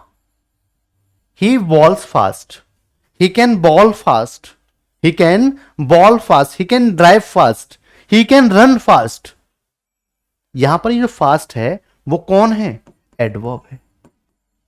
क्या है भाई, एडवर्ब है। ठीक है मेरे भाई, चलिए, लेकिन अगर मैं बात करूं, मैं बोलूं फास्ट रनर, फास्ट रनर, यहां पर जो रनर है वो नाउन है, और नाउन को मॉडिफाई कौन कर रहा है, फास्ट मॉडिफाई कर रहा है। क्या कर रहा है, फास्ट मॉडिफाई कर रहा है। तो यहां पर ये जो फास्ट है ये एडजेक्टिव होगा, समझ पा रहे हो। तो यहां पर हमें फास्टली का यूज नहीं करना चाहिए था, फास्ट का यूज करना चाहिए था, इसलिए गलत था। Go back to your room, don't talk so loudly. अब यहां पर जो टॉक है वर्ब है, लाउडली एडवर्ब है जो मॉडिफाई कर रहा है, और इस लाउडली को भी डिग्री में मॉडिफाई करने का काम कर रहा है। तो यहां पर ये सेंटेंस बिल्कुल सही है। अगला सेंटेंस अगर देखें, रन क्विकली, रन वर्ब है, क्विकली एडवर्ब है, इसे मॉडिफाई कर रहा है, करेक्ट सेंटेंस है, इंपेरेटिव सेंटेंस है, कोई भी हमें दिक्कत नहीं है इस बात की। ठीक है मेरे भाई, आगे बढ़ते हैं नेक्स्ट क्वेश्चन नंबर 51। अब ये जो क्वेश्चन नंबर 51 आप लोगों के सामने स्क्रीन पर है, ध्यान से देखेंगे। I brought an apple from a place you recommended me earlier. अब एक चीज बताओ, अगर इन भाई साहब ने वो प्लेस रिकमेंड कर दिया है तो वो स्पेसिफिक हुआ या नॉट स्पेसिफिक हुआ?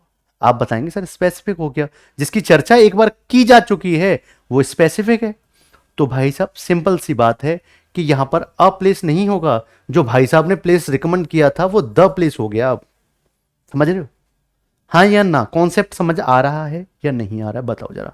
ठीक है, वो प्लेस अब स्पेसिफिक हो गया, नॉन स्पेसिफिक नहीं रहा। तो आर्टिकल ए के स्थान पर आर्टिकल द का यूज किया जाएगा, यही आंसर होगा। क्वेश्चन नंबर 52 की तरफ चलते हैं, भटकते हुए दौड़ते हुए। ठीक है भाई, पानी पी लेता हूं थोड़ा सा मैं।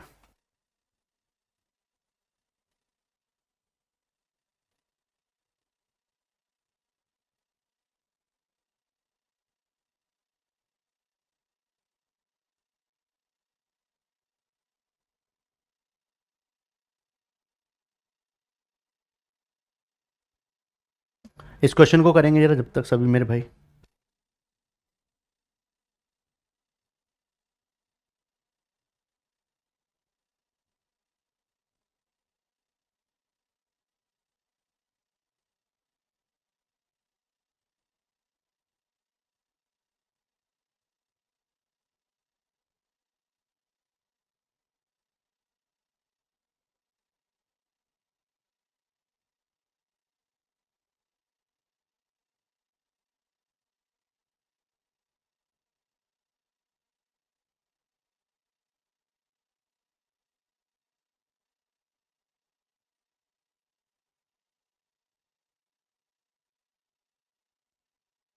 चलिए भाई, देखते हैं, थोड़ा सा फिर से ध्यान देंगे, फ्लो को बनाते हैं।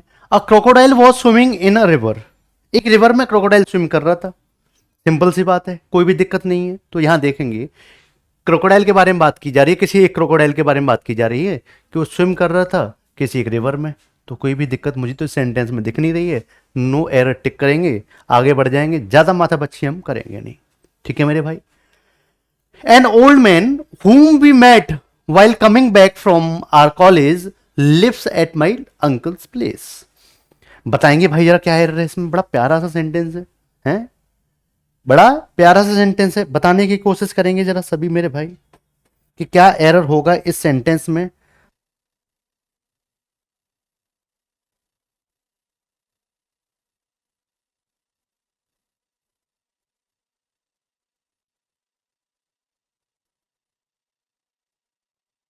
ठीक है मेरे भाई, देखेंगे जरा सभी, जरा ध्यान से थोड़ा सा।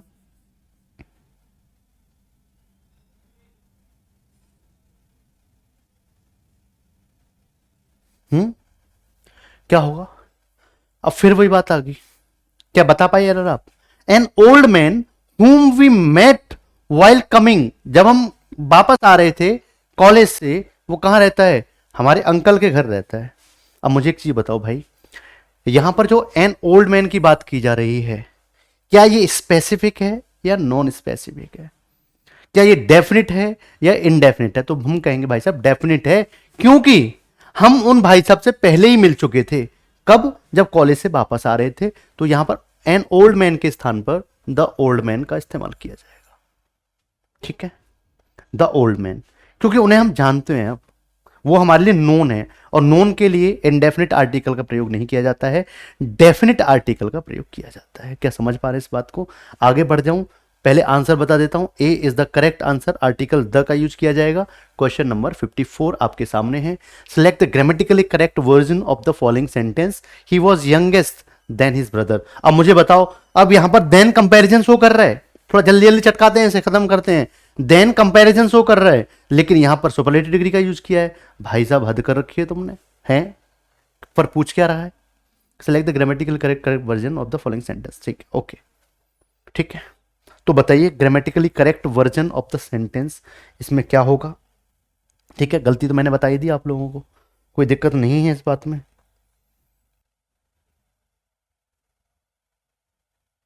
हम्म, ठीक है। अब मुझे बताओ, जब बात केवल उसके भाई से बड़े होने की चल रही है, किसकी बात चल रही है? भाई से बड़े होने की बात चल रही है, तो हम क्या बोलेंगे? He was younger than his brother, छोटे होने की। He was younger than his brother, तो A is the correct answer. इसमें क्या गलती है? He was youngest to his brother. अब भाई साहब इसमें सुपरलेटिव डिग्री की आवश्यकता हो तो हमें कतई है नहीं, तो ये सेंटेंस हो जाएगा आपका गलत। He was too young than his brother, अब इसमें टू की आवश्यकता क्या थी? जबकि कंपेरिजन शो करना था हमें, तो सेंटेंस गलत। He was young to his brother है positive degree, there is no comparison, तो मतलब क्या है? ये भी गलत। ठीक है, आगे बढ़ते हैं। Question number 55। When I was in 5th grade, जब मैं भाई साहब कक्षा 5 में था, 5वीं में पढ़ता था, देखो जरा, I use to ride on my red bicycle. किस किसने बाइसिकल खरीदी थी भाई साहब? Cycle, Atlas cycle. मेरे पास थी साइकिल नीलम, ठीक है, पापा बहुत दूर से लेके आए थे भाई साहब, और चला के लेके आए थे। बस में नहीं रख के लाए भाई साहब, इतने प्यार से लेके आए, साइकिल को चला के लेके आए बहुत दूर से, 50 किलोमीटर दूर से, समझ लो तुम, ला सकते हो? चलो, हाँ भाई, तो अगर बात चल रही है पास्ट की, अगर बात चल रही है पास्ट की, तो पूरा सेंटेंस होना चाहिए पास्ट में। When I was in 5th grade, I use to नहीं, आई यूज्ड टू, मैं ऐसा किया करता था, I used to, I used to, ठीक है ना मेरे भाई?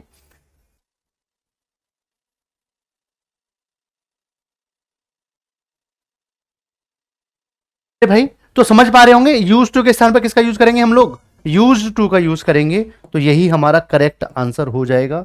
और आंसर को चिपका के आगे चुपचाप निकल लेंगे और आगे सेंटेंस में बताएंगे। बहुत टुच्चा सा क्वेश्चन है आप लोगों के सामने कि क्या एरर है। आउल के पहले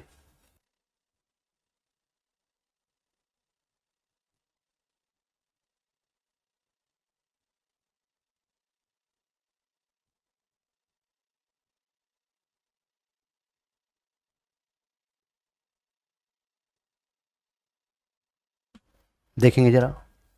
अब owl was hooting through out the night, पूरी रात चिल्लाता रहता है भाई साहब, है चिल्लाता रहता। अब यहां पर देखेंगे आउल से पहले आर्टिकल ए का यूज करना कितना ठीक है आपकी नजर में, कितना नहीं, ये आपकी नॉलेज बताएगी मुझे जरा, है मेरे भाई? तो आपकी नॉलेज बताएगी कि सर भाई सर जो है इन्होंने तो सत्यानाश कर दिया, ए का यूज नहीं करेंगे, एन का यूज करेंगे, एन आउल, ठीक है। और मैं आंसर को टिक करके निकल जाऊंगा, इसमें बताने वाली कोई बात नहीं है। Question number 57। They were laid in the sun the entire morning till Sudarshan came, हैं वो लेटे रहे थे पूरे, कब? पूरी सुबह, जब सिद्धार्थ वापस आया, है ना?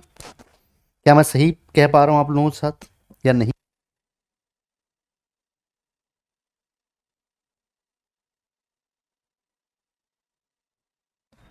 क्या होगा इसका आंसर?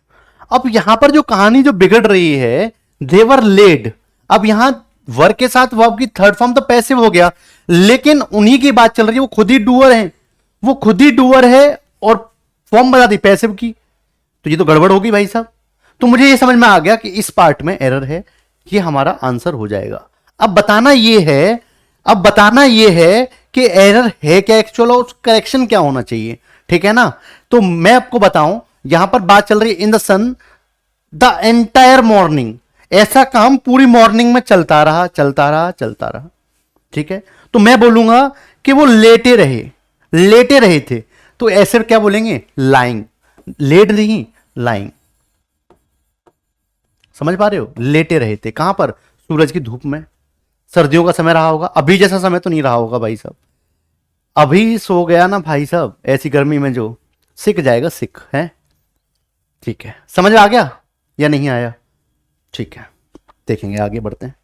क्वेश्चन नंबर 58 आपके सामने है, और हां 58 क्वेश्चन आया। अब देखो यहां पर चेंज हो गया, ये एसएससी सीएचएसएल 2022 टीयर 2 में पूछे गए क्वेश्चंस हैं, 2 क्वेश्चन हैं इसमें, और उसके बाद फिर नेक्स्ट स्टार्ट हो जाएगा। हैं ये सभी सीएचएसएल के, मैं 2024 अभी तक जितने भी एग्जाम हुए हैं सीएचएसएल के, और 2019 तक जाऊंगा वापस, वहां तक आपको सारे क्वेश्चंस प्रैक्टिस कराऊंगा।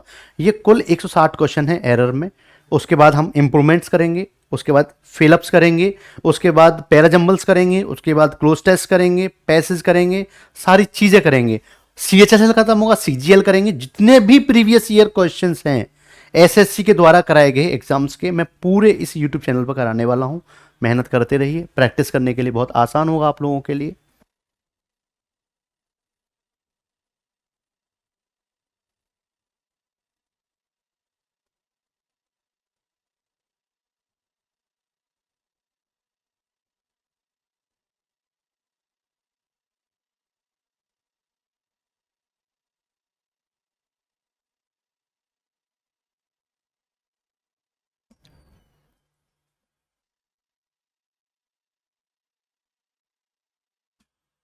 ठीक है, देखेंगे जरा। The police could not hold on the people, hold on the people for long as they gathered in the large numbers. अब यहां पर देखेंगे थोड़ी सी चीज। The police could not hold on. अच्छा, होल्ड ऑन का मतलब होता है किसी चीज को वेट पर रखना, वेट करना। होल्ड ऑन प्लीज, रुको। लेकिन बात ये नहीं है, ये जो फ्रेज है hold on, to put something on hold, hold on, ठीक है। लेकिन बात चल रही है यहां पर रोकने की, उन्हें क्या करने की, पुश बैक करने की, रोकने की। That is called hold back, hold back. इसे बोलते हैं पुश करना या रोकना, समझ रहे हो, पुश करना या रोकना, ठीक है। तो यहां पर होल्ड बैक, होल्ड ऑन नहीं होगा, क्या होगा, hold back the people for long as they gathered in the large number, ठीक है ना। जैसे ही भीड़ बढ़ी तो फिर पुलिस वाले उन्हें रोक नहीं पाए, उन्होंने सारे काम तमाम कर दिए, रेलिंग तोड़ दी भाई साहब, इमारत तोड़ दी, सब तोड़ दिया, ठीक है मेरे भाई। चलिए, तो होल्ड ऑन के स्थान पर होल्ड बैक होगा, फ्रेजल वर्ब का एरर था। क्वेश्चन नंबर 59 देखेंगे। The students were able to get better from college early so they went to the movies. क्या होगा इसमें एरर, आंसर बताने की कोशिश करेंगे जरा जल्दी से।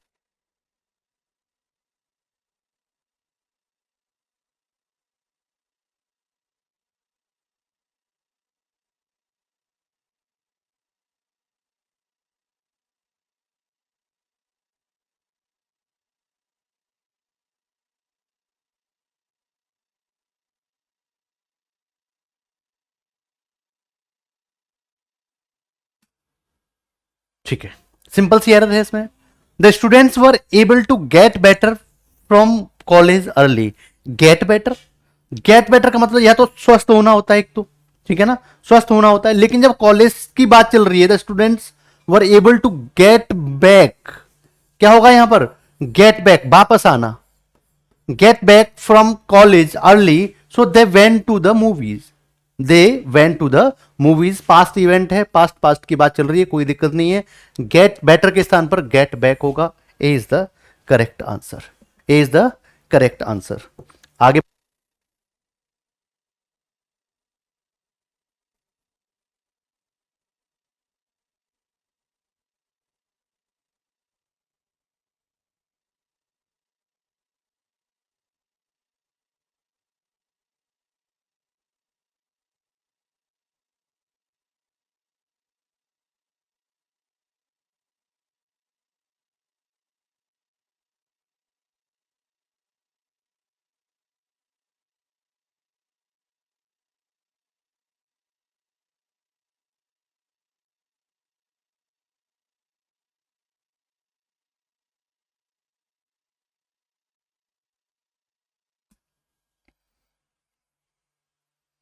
बताओ। The recent discoveries have raise in hopes about possible applications. अब मुझे बताओ एक चीज, कितने मेरे भाई हैं जिन्हें पता है कि राइज और रेज, इन दोनों में क्या डिफरेंस है, राइज और रेज क्या डिफरेंस है दोनों में, बताएंगे जरा। कलर ले लेते हैं, अरे ये तो था ही भाई ब्लैक, चलो बताओ। राइज का मतलब क्या होता है, अच्छा सन के लिए राइज यूज करते हैं या रेज यूज करते हैं, बताओ। अगर मैं सिंपल हिंदी में बताऊं तो इसका मतलब होता है उठना, जो अपने आप होता है, ऑटोमेटिक होता है। और रेज का मतलब होता है उठाना, हाइट के लिए, to lift something, to lift something. ये किसी और के द्वारा किया जाएगा और ये अपने आप होगा। क्लियर है? क्लियर है? चलिए, तो मुझे एक चीज बताओ, द रिसेंट डिस्कवरीज हैव, ये जो होप्स हैं वो अपने आप रेज हुई हैं, अपने आप राइज हुई हैं, रेज की गई हैं? तो आप बताएंगे कि सर ये रेज की गई हैं।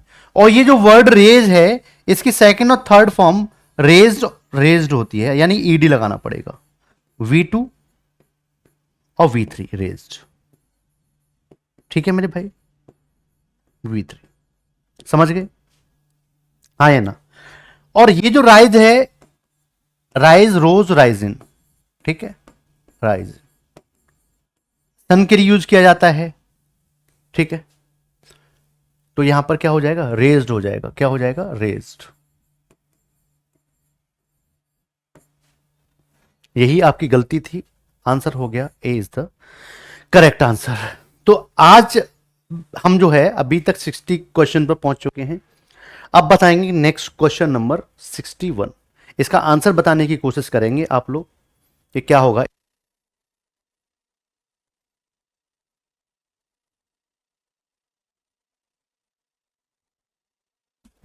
देखेंगे जरा। And it just recently awarded $1 million contract that reeks of the corruption. Rig of the corruption, बताइए।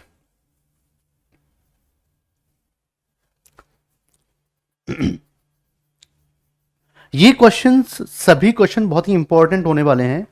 जो प्रीवियस ईयर क्वेश्चंस हैं इस यूट्यूब चैनल पे, सभी आपको जितने भी प्रीवियस ईयर क्वेश्चंस हैं उनका कलेक्शन मिलेगा विद सॉल्यूशन।